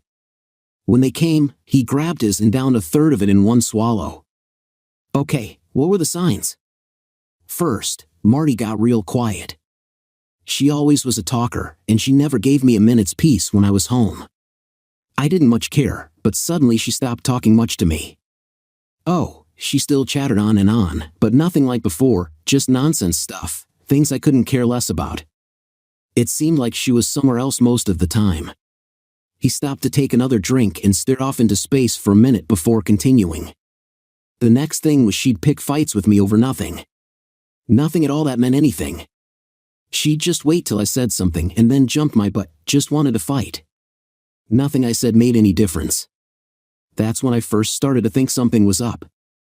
I could tell this was still sensitive territory. It had only been 5 or 6 months since the divorce was final. I knew Butch well and knew that he still loved Martha even now when he knew what she had done. But I also knew he couldn't forgive her. The hard part for Butch was that she didn't care.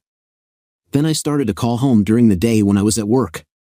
I never used to do that, and when I started, I would just hang up when she answered. It took about 3 weeks before I got the pattern. She was usually home every day but Wednesday. On Wednesday, she was gone during the early afternoon, usually until after 3 o'clock or 3:30. When I asked her what she did during the day, she said nothing but shopping and chores like dry cleaning and such. Another swallow of beer and a signal for another bottle, I did the honors. The last sign was that sex just slowed down until it stopped. Unless I really raised a fuss, she wouldn't have anything to do with it, and when she did, it was like having sex with a mannequin, you know, one of those blow-up dolls or something like that. She used to love sex, and we had a good time, but then it just stopped. I nodded, remembering the final days of that match. I knew Butch was hurting, but I never took the time to ask him why. I just minded my own business while he slowly died inside. The divorce was hard on him, but I still kept my distance. Now I was sorry that I let him down, and sorry I didn't pay more attention to what he was going through. Maybe it was too late, but I told him now how sorry I was. He just shrugged his shoulders and said, "It's okay, it's done now." So, how did it end? What did you do? I took a day off and followed her on one of her Wednesday afternoon meetings. I borrowed a friend's car and waited outside the house until she left. I followed her to that motel off Frederick Street and saw her meet that son of a bitch she was sleeping with.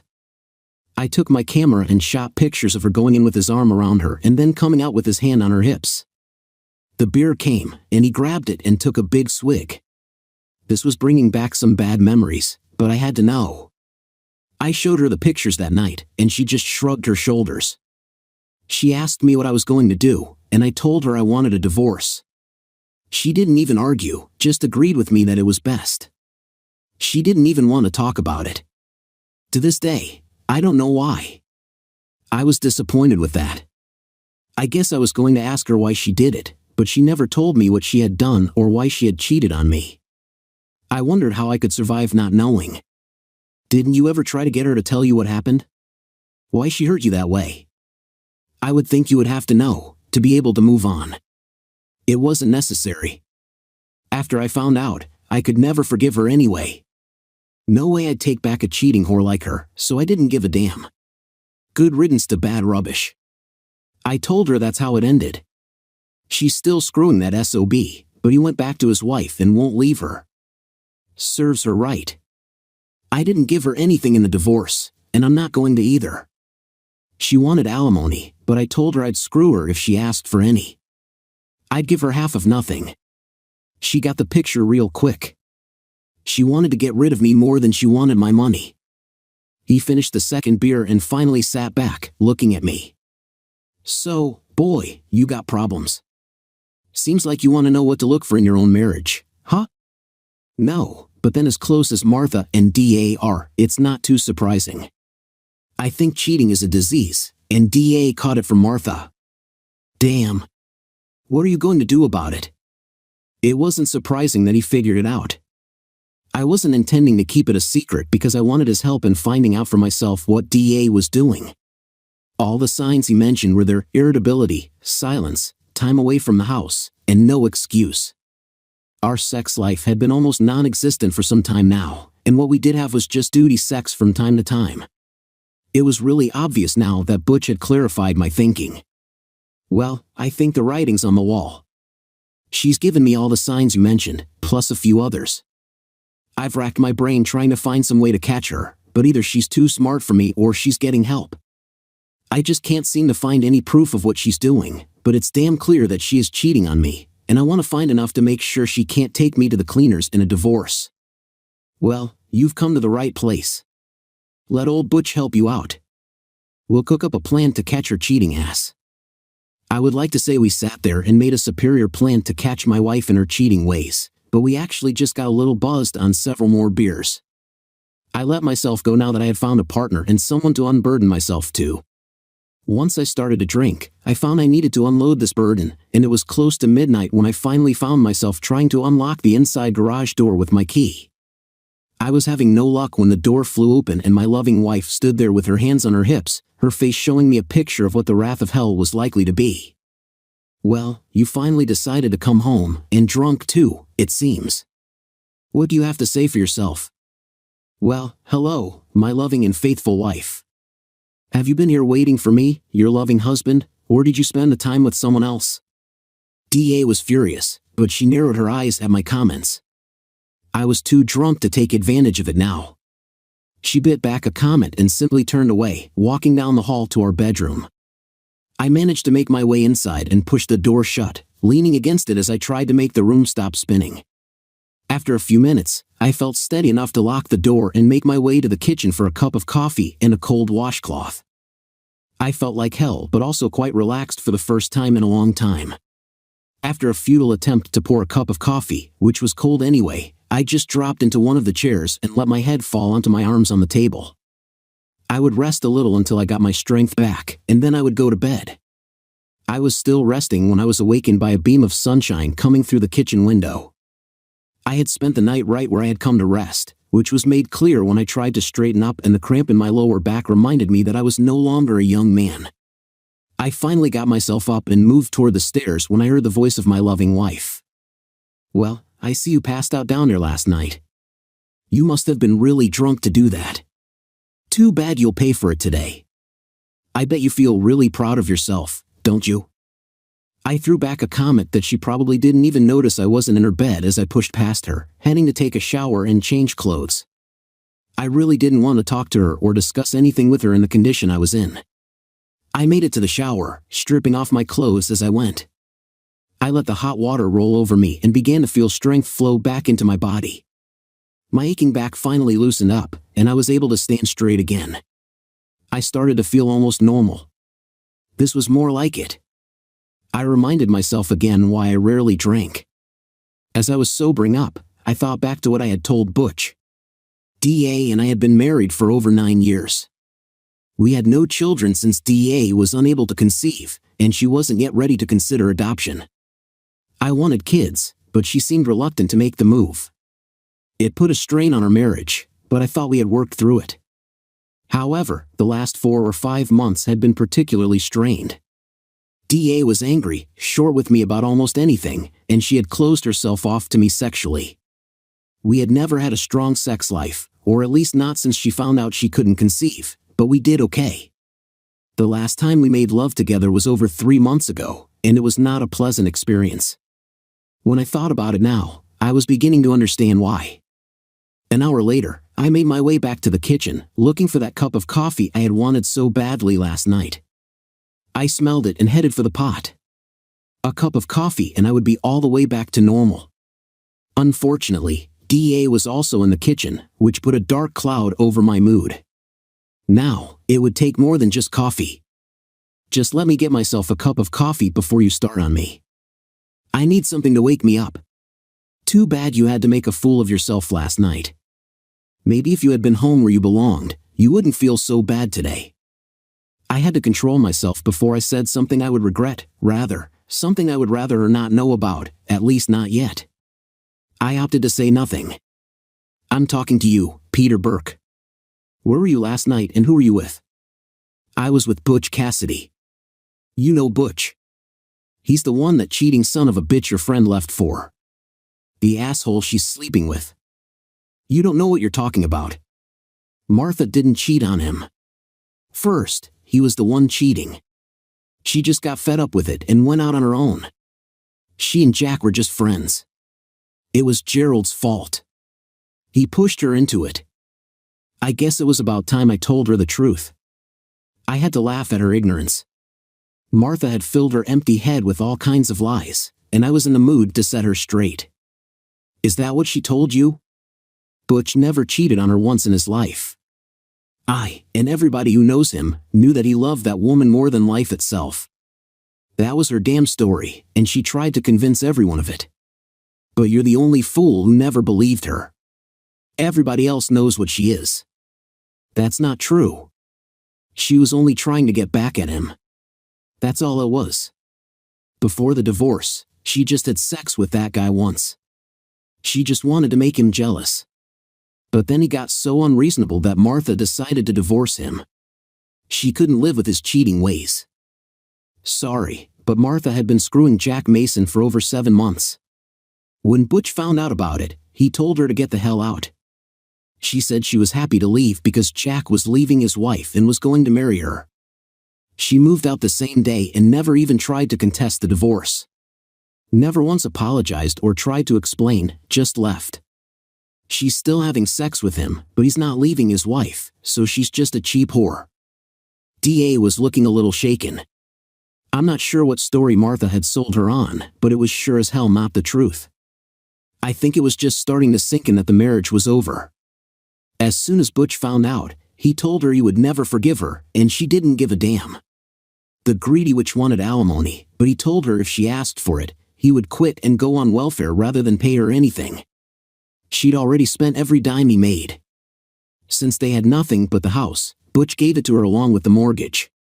DA was sitting there staring at me as if I had just told her we were being evicted. She was shell-shocked. I wanted to laugh so badly, but I held it back. Now was the time for the first shot in the war to come. Since her asshole lover didn't leave his wife, she had to sell the house to pay her lawyer. But it's okay, since her lover will take care of her. I hear he's paying for her apartment now, the apartment you go to all the time, owned by her lover. He's paying for his mistress. It's a good deal for him. She gets free rent, and he gets free sex. He writes off the apartment as a business expense. I laughed at the expression on her face. It was priceless.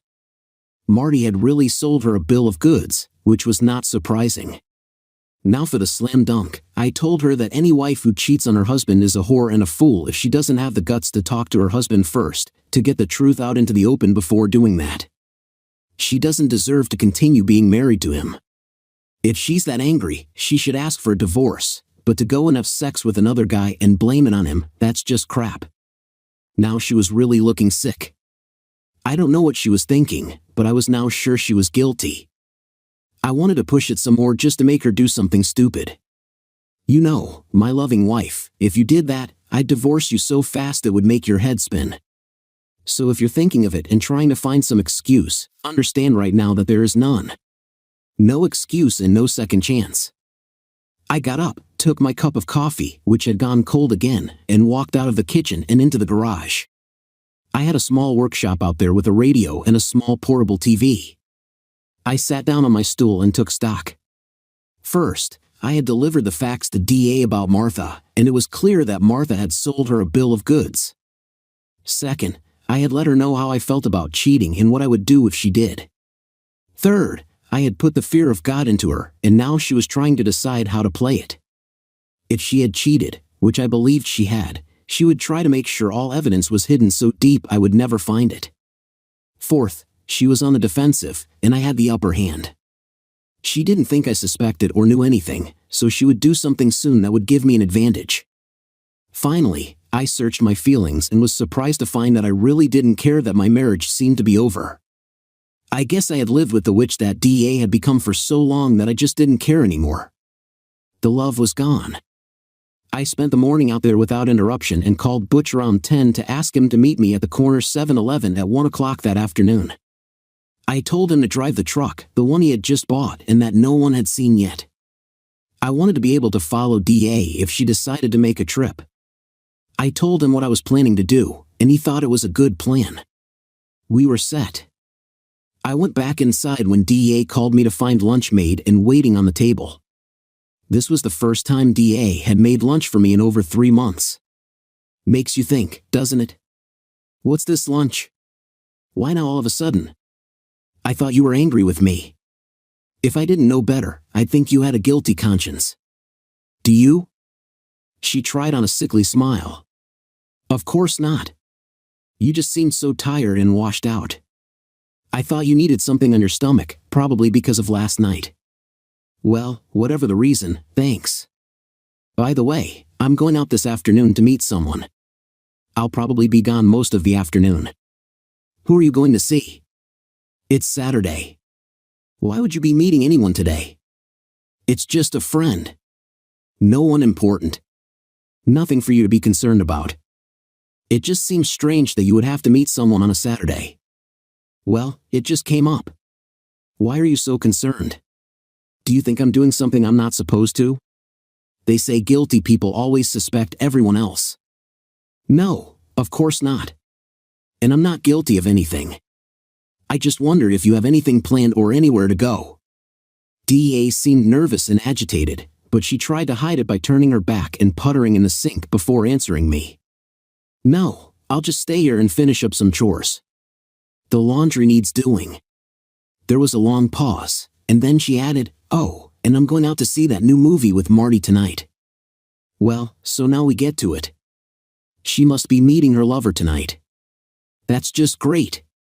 I wanted to give her a little zinger just to make her sweat a little, but regardless of where she was going, I'd be right behind her. Maybe you want me to think you're both going to the movie, but I know where she's going. You thinking of a little action yourself? You can go to hell." Her anger seemed forced to me, coupled with the sick look on her face as she turned to me. I saw the guilt clear as day. Her reaction should have been anger, not guilt. We ate lunch in silence and cleaned up afterward. I changed into a nice casual shirt and slacks before I left for my meeting. DA watched me go without a word. I drove away to the corner convenience store where I had agreed to meet Butch. I knew that I could leave my car there in the back of the store without anybody seeing it. I parked, went inside, got a cold six-pack, and got in the truck with Butch. Okay, now we drive over to Madison Street and watch the house for a while.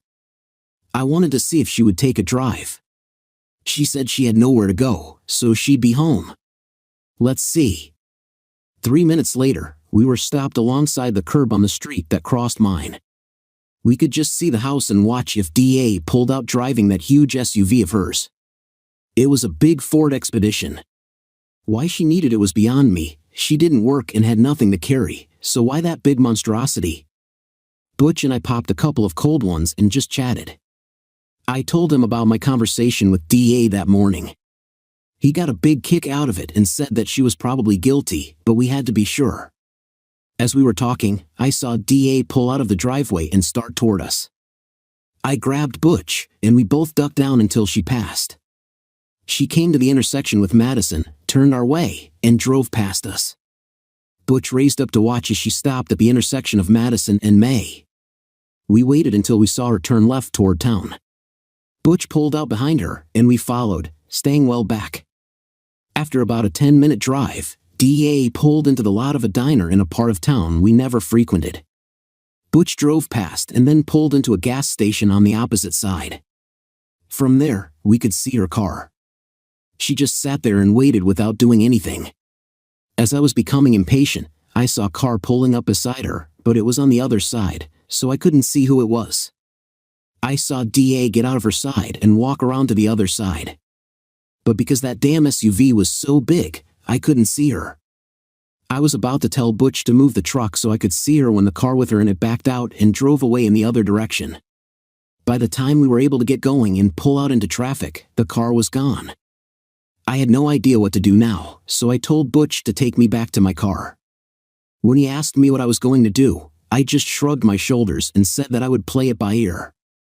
He clapped me on the shoulder and told me how sorry he was. I told him it was sort of nice to finally know for sure, but inside I was sick to my stomach just knowing that my marriage was over and my life would never be the same. As I thought about it, I reminded myself of what I had been living with and that I would be better off with a clean break. We made plans to meet later that night, and I drove back to the diner. I sat there for some time before deciding to move the car and park just off to the side. I could see her car, watch the cars entering the parking lot, and when I saw her, I would wait until she got into her SUV. Just before she started it up, I would pull up beside her, pause for a moment, and then leave. Dramatic as hell, but more importantly, I found that I just wanted this to be over. No more spying, no more following her around, no planting bugs in the house. That sort of thing was not for me. She had lied to me and was with another man, period. The rest was just common cheating. It was just over. It was an hour and a half from the time they left until they came back. It must have been enough time for them to get their rocks off, maybe in the car like a couple of teenagers. Whatever. I did recognize the man in the car as a friend of Jack's. I think they worked together. I started my car as I watched his car pull up beside her SUV. After a couple of moments to say goodbye and make plans for the next tryst, she walked around the front of his car and watched him drive away before moving to hers. Now for a little surprise. Just as she opened the door, I pulled up beside her and waited for her to notice me. Just before she got in, she turned to the side and saw me sitting there. When her eyes met mine, the shock on her face was priceless. Shock, guilt, panic, all rolled into one. I gave her enough time to register me, and then I pulled out and drove home without looking back. I didn't do any of the stereotypical things like packing a bag, closing checking and savings accounts, or putting her in plastic bags. That would have meant some planning and thinking, neither of which I was capable of just then. When a man confirms that his wife is cheating on him, what in the hell would anyone expect? Rationalism, calm thoughtfulness. Huh. All I felt was a deep sadness and slight sickness to my stomach. It's funny that the end of something, even something bad, is sad and upsetting. While I no longer loved DA, I had been married to her for over 9 years, a good part of my life. I was losing that. So yeah, it was sad. What I did do was sit down in the family room and wait.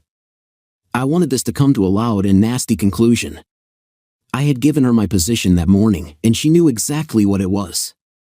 I told her that there were no excuses for cheating and no second chances. It would be interesting to see what her plan was.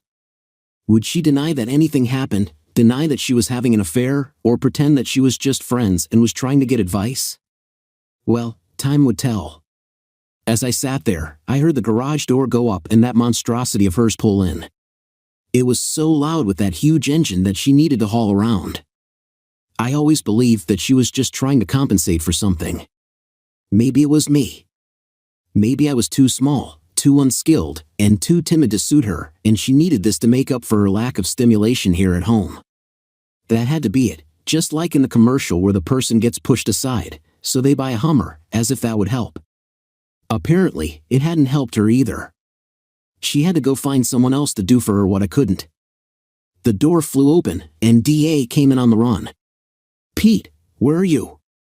She rushed into the great room and spotted me sitting there. She came to a full stop and just watched me. I think she was waiting for me to attack, but I just sat there, not even looking at her. It was her problem, not mine. She messed up, not me. She was the guilty one, and I was the one hurting. Why should I have to say anything? Christ, all I wanted to do was go get drunk. That's what she did to me. She came into the room, started to sit beside me, but stopped when I looked up at her. The look on my face was enough to make her move over to the chair and sit. I settled back on the couch and waited. "It's not what you think," she said. "I don't know how or why you were there, but it's not what you think." How in the hell would she know what I thought? She didn't know me at all. If she could do something like this, if she thought I would ever accept anything like this, I think the trouble she was in had finally hit her. Maybe she thought she was clear and that I wouldn't find out about her cheating, but I had, and now she was in deep. I was there because I followed you. Butch and I were behind you all the way, and we watched you get into that asshole's car and drive away. That's all I needed to see. What I think is that you are a cheating, lying whore who decided that she needed more excitement in her life and to hell with her husband. That's what I think. Now tell me I'm wrong. The tears were flowing now. She was in trouble and she knew it. She was trying to find some way to make me believe it wasn't true. You're wrong. None of that is true. It's not what it looked like. I wasn't cheating on you, and that's the truth. Sorry, you're trying to give me the same line that whore of a friend of Butch's gave. I don't believe you. You're a married woman who got into a car with another man after telling me that you were staying home doing the laundry. Your best friend is a whore who cheated on her husband. You've done nothing for the past few months but pick fights with me, making my life a living hell with your whining and sniping. You've stopped wanting me to make love to you. It's all clear now. It was just to justify your cheating. You wanted more and you went out and got it. That's crazy. None of that is true. You're trying to make me look like I'm cheating, but I'm not. I don't want more. I have all I want with you. Then what were you doing in another man's car for an hour and a half? Why would you meet a man and lie to me about it? Why have you been so distant with me lately, and why did we stop making love? Why, God damn it, tell me why. She was rocking back and forth, holding herself with both arms, her head bent down looking at the floor, the look of a desperate woman, one who had been found out. She was trying to speak, but she was sobbing so hard that the words were coming out more like hiccups. There's more to it than that. You just don't understand. You're wrong. I don't believe you. You've already lied to me, and now you're trying to convince me that you're innocent. Well, I don't believe you. If you can lie to me once, you can lie to me again and again. That's what I believe. DA had now almost completely collapsed. She was moaning, crying, and rocking herself, but not saying anything. I think she had run out of things to say and didn't have time to prepare her lies. Without preparation, lies can be difficult to come up with at the last minute.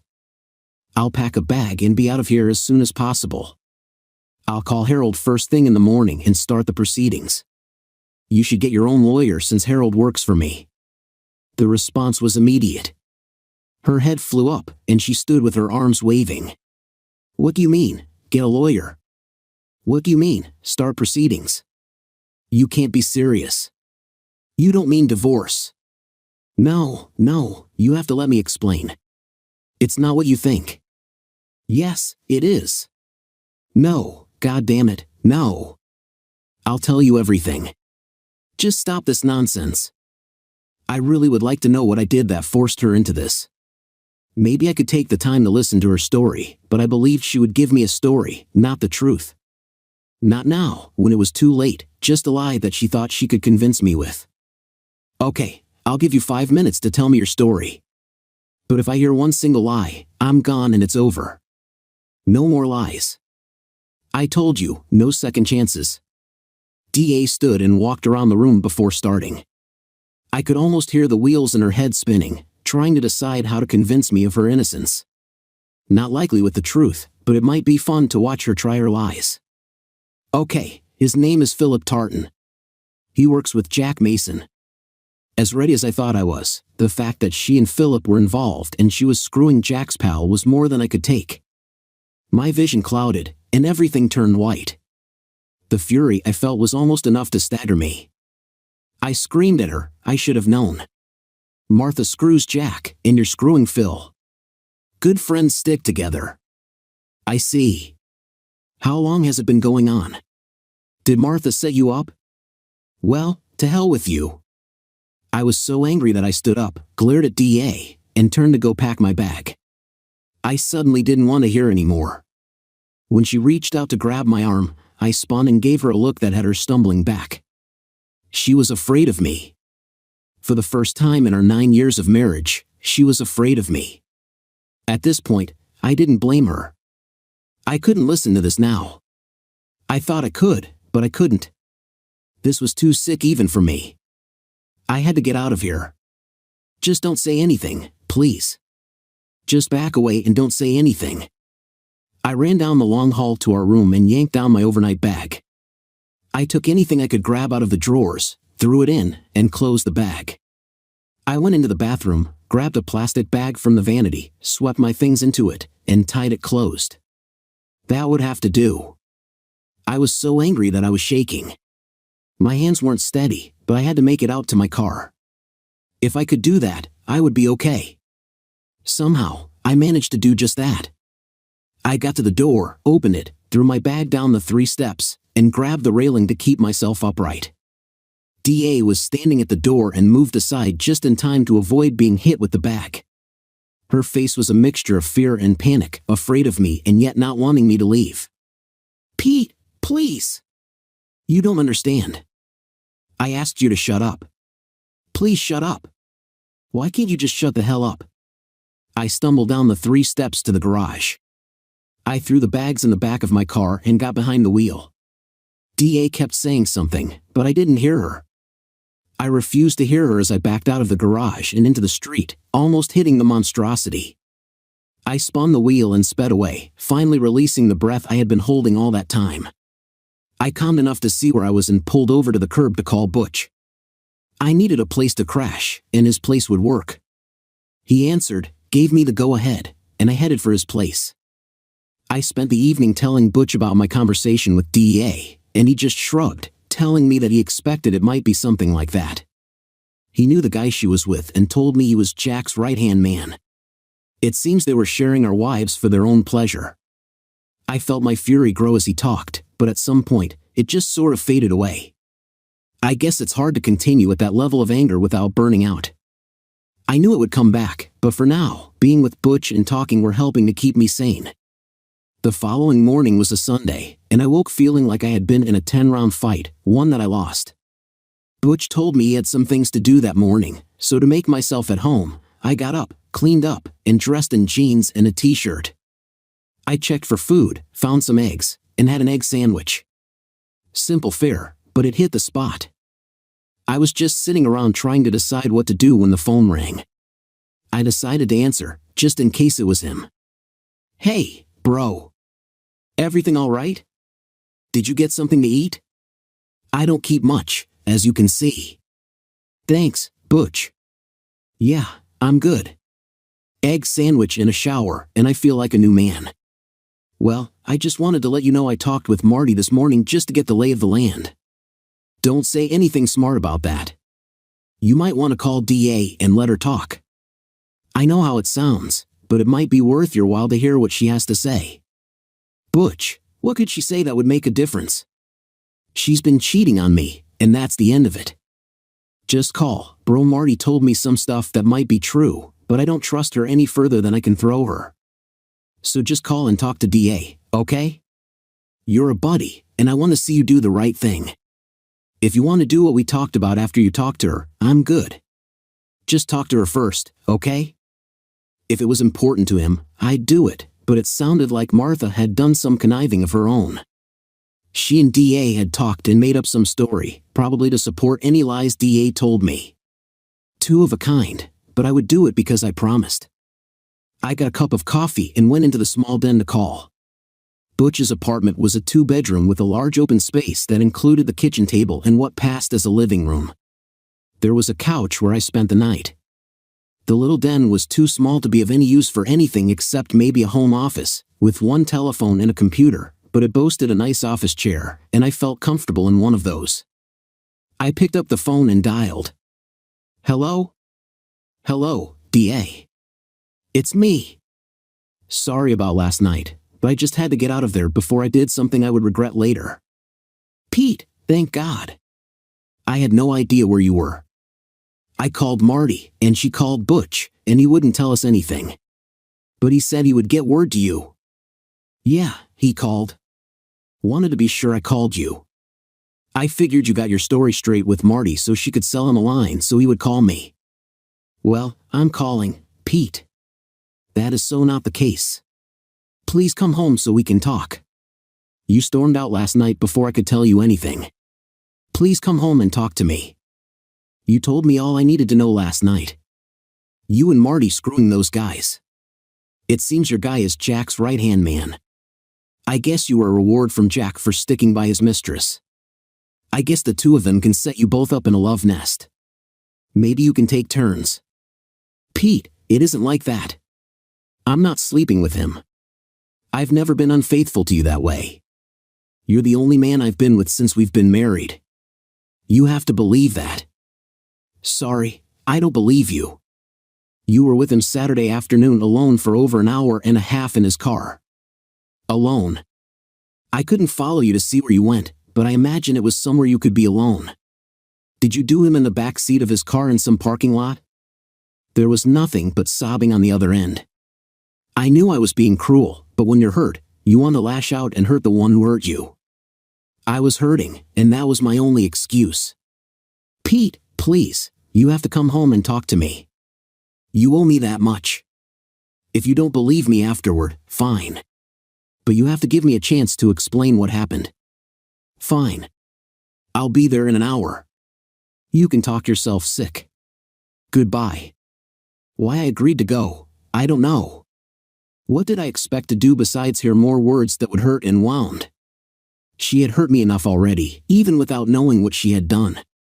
Why punish myself more? Maybe because deep down inside, I was hoping that this was all a mistake, a misunderstanding, a bad dream that I would wake from soon. Even though I knew better, my subconscious wasn't giving up. Even with love gone, pride forced me to hope for something I could hold on to. At almost exactly 11 o'clock, I pulled up to my house and sat in the driveway just looking at it. It was a single-level ranch, what everyone called rambling. It was actually very large and had 4 bedrooms, formal living and dining rooms, a small office, and a huge great room. The kitchen was large and well-appointed and boasted an eating area overlooking the in-ground pool. I remember the sun glinting off the water yesterday morning, waking me up. Was it just yesterday? With a sigh, I got out of the car and walked to the front door. As I did, I automatically noticed that the grass could use cutting and the shrubs in the front needed trimming. I rarely saw the house from the front, so this was sort of new. I made a mental note to call the service that cut my grass. I went to the front door and rang the bell. It took a few seconds, but she finally came to the door. When she saw it was me, she looked surprised. "Pete, what are you doing at the front door? You never come in this way. Why didn't you use the garage door like always? I don't feel like I live here anymore. Nothing feels the same now. Everything is different, especially you. It feels different, is all. Pete, please come in and stop talking that way. Nothing is different. Everything is the same as it was. We just have to talk together and figure it out. That's all it is." I walked into the foyer and stopped to look around. It seemed the same, but I wasn't used to seeing it from this angle. I noticed things: the furniture she picked out for the entranceway, the formal dining table set with placemats and silver, the large bouquet of flowers in the center, the narrow glimpse into the living room with its sectional couch and matching everything, and DEA standing there in a short yellow sundress that showed off her tan shoulders and just a hint of cleavage. I had to admit she was still one of the most beautiful women I knew. I didn't speak as I looked around, and then I moved away from her toward the kitchen. I wanted to be on neutral territory, and the kitchen was as neutral as I could get. We had a designer redo the kitchen some years back, and everything was his. I didn't look back as I took a seat at the table. DA came in and moved to the counter where she had a fresh pot of coffee and a plate of shortbread cookies, the ones I loved. She set them down in the center of the table and took the chair opposite me. She looked wonderful, her hair was brushed back, and she had taken the time to make herself up to look her best. She had succeeded, but that wasn't the point. I had always loved her, and I had seen her at her best and worst, and loved both extremes. Nothing she did would have changed my mind, except for this. This was too much. "Pete, I want to tell you everything, but you have to let me say it. You can't just hear part of it and then get mad. I have to explain it all to you, so please promise me you'll hear it all, not just what you want to hear, but all of it." I looked at her and could see the fear in her eyes.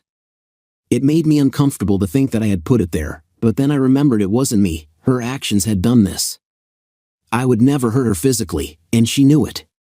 The fear was of losing me, the marriage, and our future together. That was the fear. I promised to listen to all of it, every dirty little part of it. "And don't worry, I have never hit you, and I never will. You know that. But I will get angry. That I can't control. I can only promise to try to let you finish without losing it. Thank you. That's all I need, for you to hear it all. And I never felt in danger from you, not even when you were so angry and hurt. I knew you would never hurt me physically." She sat straight in the chair, her hands clasped together on the table. This all started about a month or so before Marty and Butch filed for divorce. She had been telling me about his affairs and how he was going out at all hours and screwing around on her. She said she knew all about it and had him followed. She said she had proof. I had to interrupt. I know I promised to keep my promise, but I wasn't going to let this go unchallenged. "So, you're telling me this has been going on for over, 7 or 8 months? You've been cheating on me for that long? And what proof did she ever show you? How did she know all this? Who is her PI? If this is all you're going to tell me, then I might as well leave now." "Wait, Pete. Wait. Nothing has been going on as you put it. I said I was going to tell you everything, and this is what she told me. I know it's not true now, but at the time I had no reason to doubt her. I believed her." I sat down and let her continue. I began to feel that this was going to be a long session, but I had promised, and by God, I would stick to my promise. She started to tell me about Jack Mason. She had met him at one of the company functions, and they had become friends. He was the one she said told her to hire the PI. He said he knew Butch and would see what he could find out about him. Over the next couple of weeks, she told me that he claimed to know of at least 3 women Butch was messing around with. When he was supposed to be driving, he was actually screwing around with one of these women. I was shaking my head. I had to interrupt again. "And you believed all of this? I can't believe you were that gullible. The woman I married wasn't that stupid or naive. When did you get so dumb?" I know it sounds crazy now, but at the time it didn't. It was about the same time that Marty started asking me if I knew where you were all the time. At first, I didn't even think about it. But then later, I started to notice you were often late for dinner and had to go back late at night, among other things.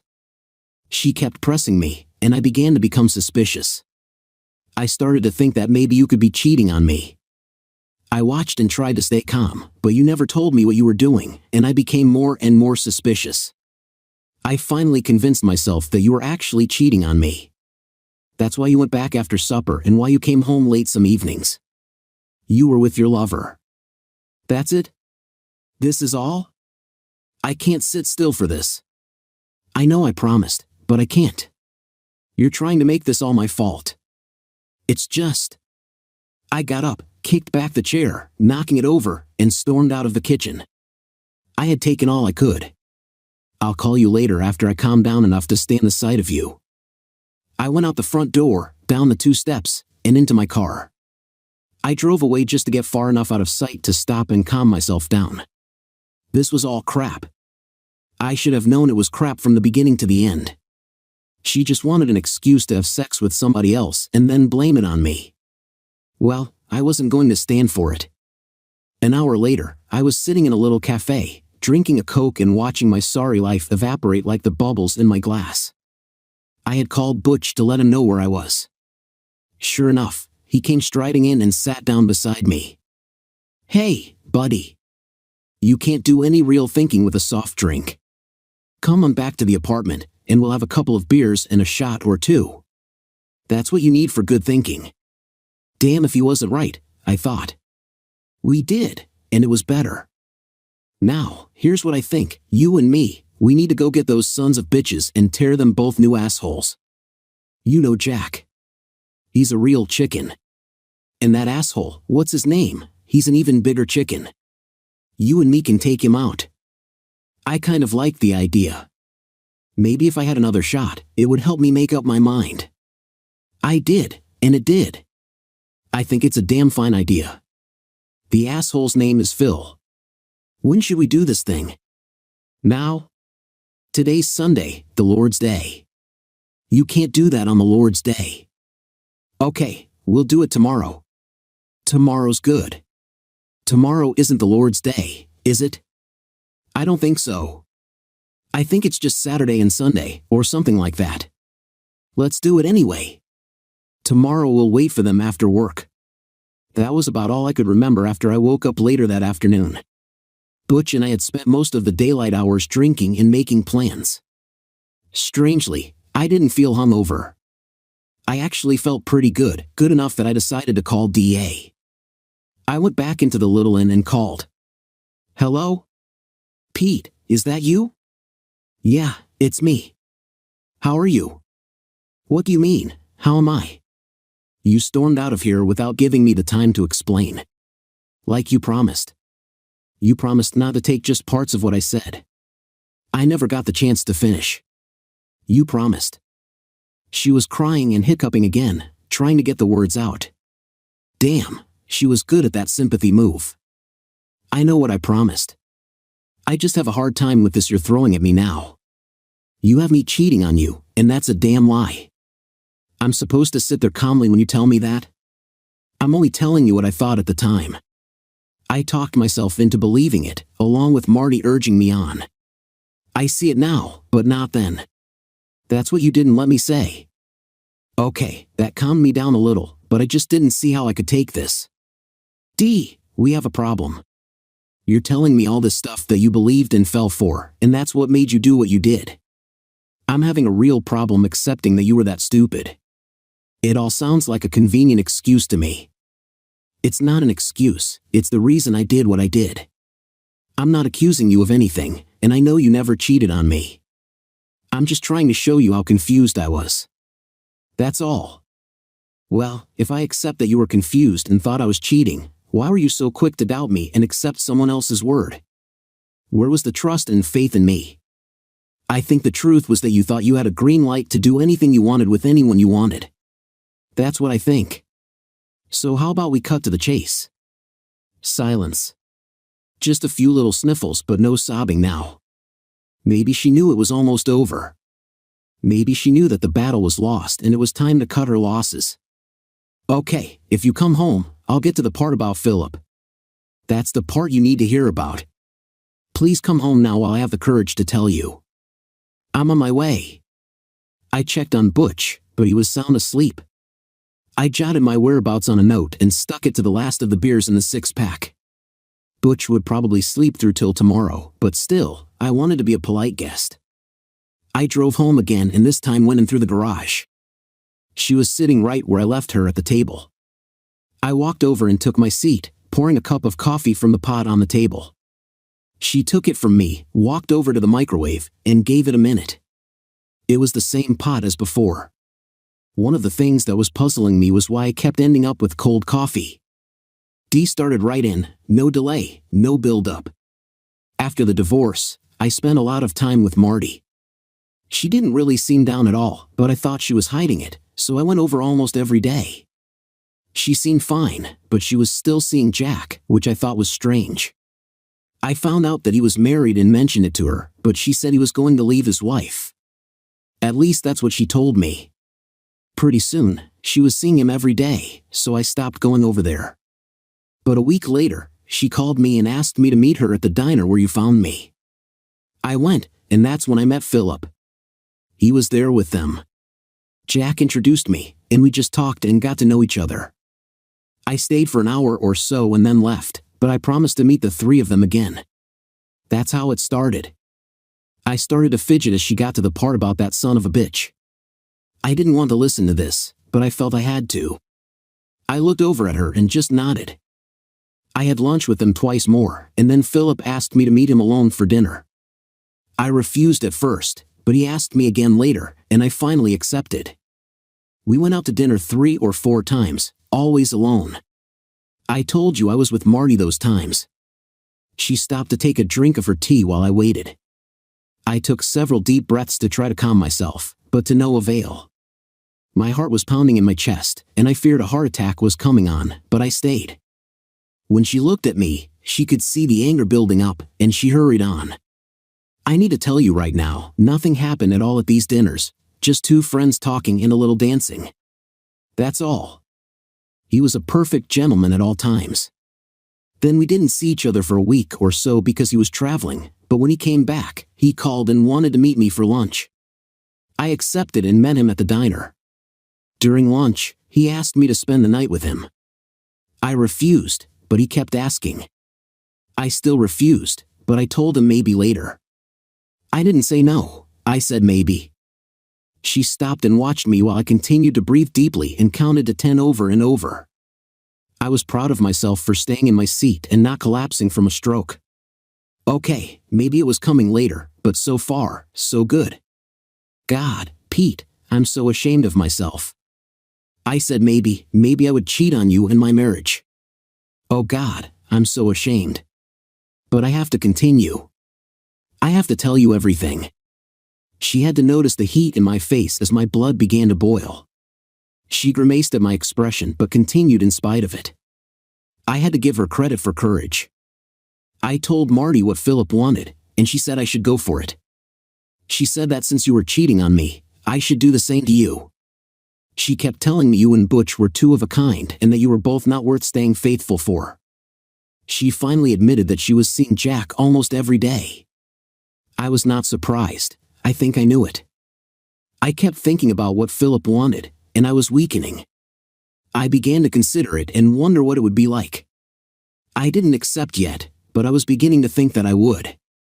I went to dinner with him a couple more times, and the last time, he pulled me into a corner of the restaurant and kissed me. I had never kissed him on the mouth in all this time, but he kissed me that night.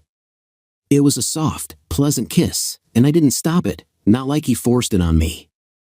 Afterwards, I didn't say anything about it, so he thought it was fine with me, but it wasn't. It made me feel dirty. Now she was the one breathing hard. It was interesting watching her relive this. She was talking more to herself now than to me. It was fascinating to watch. At home that night, I went over it in my mind again and again, and after a while, it didn't seem so bad. It grew in my mind to be rather pleasant, and I began to like it. I remember how he pushed himself against me and I felt his arousal. That's when I began to consider Philip as more than a friend and as a potential lover. She stopped for a second to collect her thoughts and, with a quick glance up at me, went on.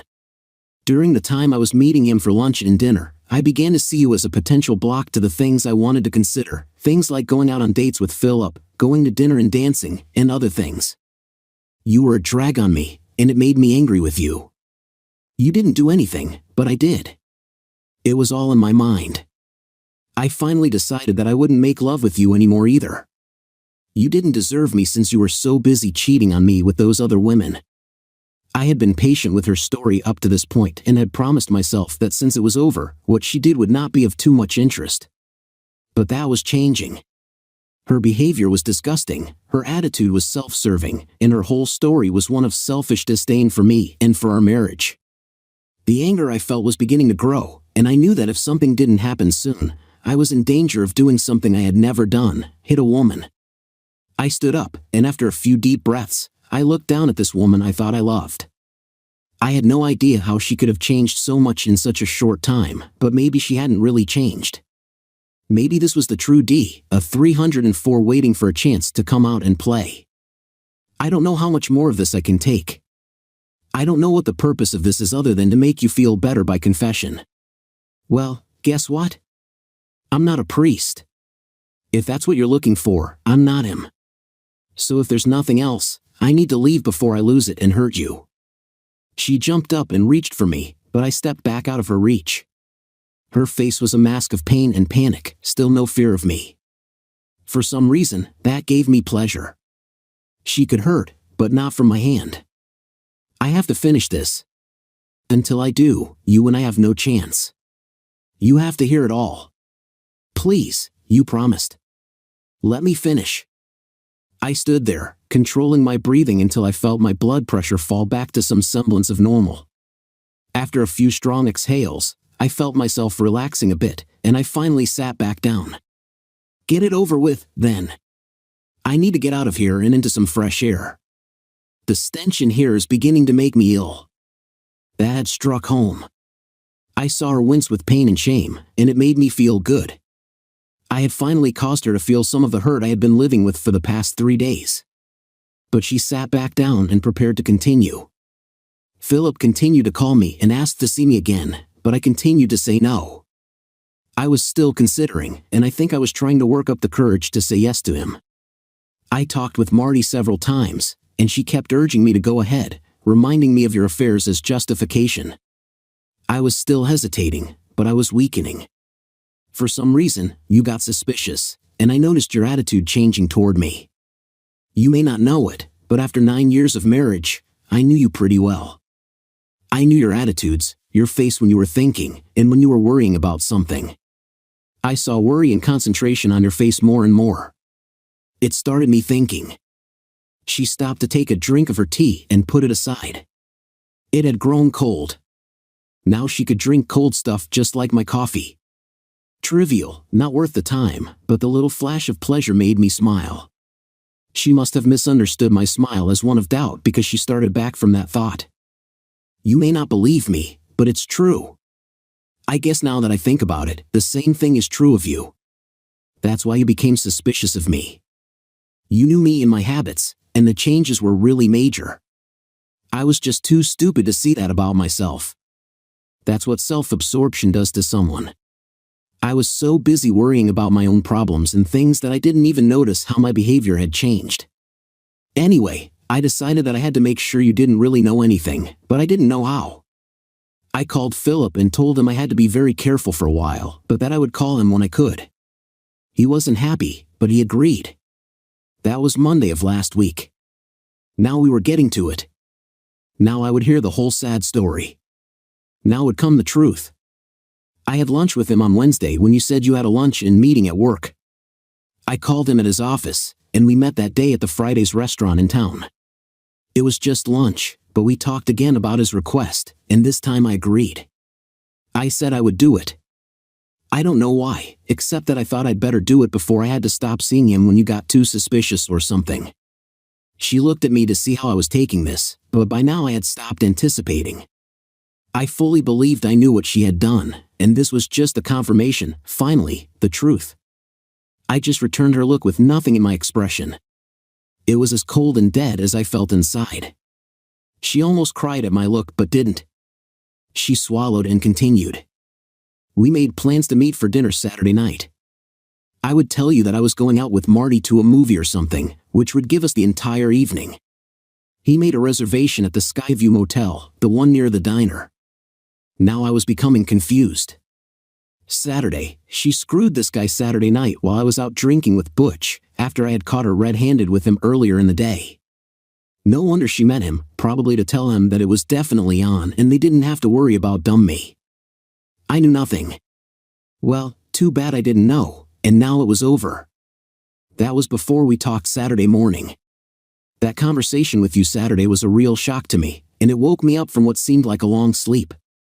I think I was just sleepwalking, listening to Marty, going out with Philip and Jack, and Marty and those lunches when you were at work, the lies she told me and the suggestions that you were cheating on me, and all of it. All of it was just a lie, and I bought into it. But when you made me see the truth of it Saturday, I knew it was over. I had to stop it, all of it. She was shaking her head back and forth as if to negate all of what she had done. She believed what she was saying, and I found it hard to listen, but she was almost done. I called Philip and told him to meet me at the diner. We drove around while I told him it was over. I had changed my mind and didn't want to see him anymore. What we were doing was wrong, and I couldn't do it anymore. He didn't want to stop, but I finally convinced him I was serious. He still wanted to see me, but I told him never again. It was over. He finally accepted it and drove me back to the car. That's when you saw me. So that was it. After all of that, she hadn't even gone through with it. I was surprised, but I did believe her. Dee was a lot of things, but she was never a very good liar. Even little white lies gave her a problem. But now it was my time to talk. Well, Dee, that is quite a story. So after all the lies from Marty, all the lies you listened to and accepted, after all the clandestine lunches and dinners when you lied to me, you finally decided to consummate your affair and cheat on me and our marriage. But you couldn't go through with it. Why? What do you mean, why? Because it was wrong. I understood that and I stopped it. But if it was wrong, why did you agree to it in the first place? Why all the lunches and dinners and the lies to me about what you were doing and who you were with? Why did you make plans to have sex with him, let him make a motel reservation, and why go so far as to tell me you were going out with Marty right up until that morning? You intended to go through with it. What stopped you? Well, you talked to me and told me that it was all lies from Marty. It was all in her head, and she just told me that to convince me to cheat like she had done. That's why I understood that it was a lie and that what I was doing was wrong. So you would have gone through with it if I hadn't finally made you see that it was all lies and face up to what you intended to do? Yes. No. I just don't know. But I didn't, and that is the important thing. No, it isn't. The important thing is that you were willing to believe the worst of me and you were seeing another man without telling me. The important thing is that you were ready and willing to sleep with another man just because someone told you I was cheating on you. The important thing is that you never once thought of coming to me and talking to me. You were already cheating on us in your mind. All the dates, the intimate lunches and dinners, you were living with me but thinking of him. You stopped making love with me but planned to do it with him. You had accepted his proposition and were planning on committing adultery. Only my intervention stopped you. This wasn't going as Dee had planned. This wasn't the forgiving husband that she expected. The fact that she didn't actually sleep with the guy was all she saw. The fact that she had agreed to it didn't enter her mind. The lunches and dinners while lying to her husband didn't even concern her. The lies she chose to believe about her husband, heard from someone else, didn't concern her. Only the fact that she didn't actually do it was important. Only the sexual act made it cheating in her mind. She didn't even see the betrayal of intimacy and trust as cheating. They weren't important to her. Pete, please, I didn't go through with it. I never cheated on you. I didn't. You have to see that I didn't do anything. Yes, you did. You went out with another man to lunch and dinner on many occasions. You lied about it and kept it from me, which shows that you knew it was wrong. You made my life hell at home because you chose to believe someone else rather than trust me. He kissed you, and you told me you didn't enjoy it, but you didn't tell him to stop. You made plans to sleep with him and only stopped because I got in the way. That's what you did. No, that's not right. I didn't sleep with him, and I didn't enjoy the kiss. I told you I convinced myself that I did, but I didn't. No, you convinced yourself you did because you wanted to find a way to betray me in your mind. You made it okay. Dee was now a wreck. None of this had gone as she wanted. Everything she said looked different when I viewed it. I saw things she didn't want me to see, and she didn't know how to handle it. She looked at me through tear-clouded eyes. What are you going to do? Can't you forgive me and we can start over? Try to fix this. It's not too late. I didn't do anything, so we can fix this. We can. It's too late. It was too late when you decided not to trust me. It was over the first time you went to dinner with him while lying to me. That's when it was over. You just didn't know it. Neither did I until you told me. Now I know. It's time for you to face up to it. Our marriage is over. It's dead, and there's nothing left. Dee cried, argued, and pleaded, but never during it all did she once say that she loved me and needed me. She only repeated over and over that she didn't follow through with her affair. To her, that was all that was important. I believe she knew it was over and was just trying to convince herself, but it was too late. The love was gone, hers as well as mine. She killed mine as surely as though she had kept that rendezvous at the Skyview Motel. Hers had obviously died some time before, she just didn't know it yet. I moved out that day, finally ending it. There was no marriage left to save, no love left in my heart for Dee. She had betrayed me just as surely as if she had slept with him. Love, respect, and fidelity are the three legs at the base of any marriage. If one is damaged, the marriage is in trouble but could still be saved. When two are removed, the marriage collapses. The third leg is unable to prop it up. In our case, Dee had broken two of the three and had planned on the third. There was no way back for me. I filed for divorce the next day. Dee didn't fight it. As for Philip Tartan, did I let him go unscathed? No. It seems that a few days after I moved out of the house, he was beaten up by two masked men outside a bar. He was beaten so badly that several of his ribs were broken and one of his testicles had to be removed. The cops are still looking for leads, and since the camera outside the bar was not working for unknown reasons, there was no one on the suspect list. The police closed the case as a mugging. Dawn, after the divorce, Dee sold the house and gave me 50% of the proceeds. She left town and is now working as an office assistant for an automobile company. I have not started dating and will still hold on to that for a while. Some wounds take time to heal.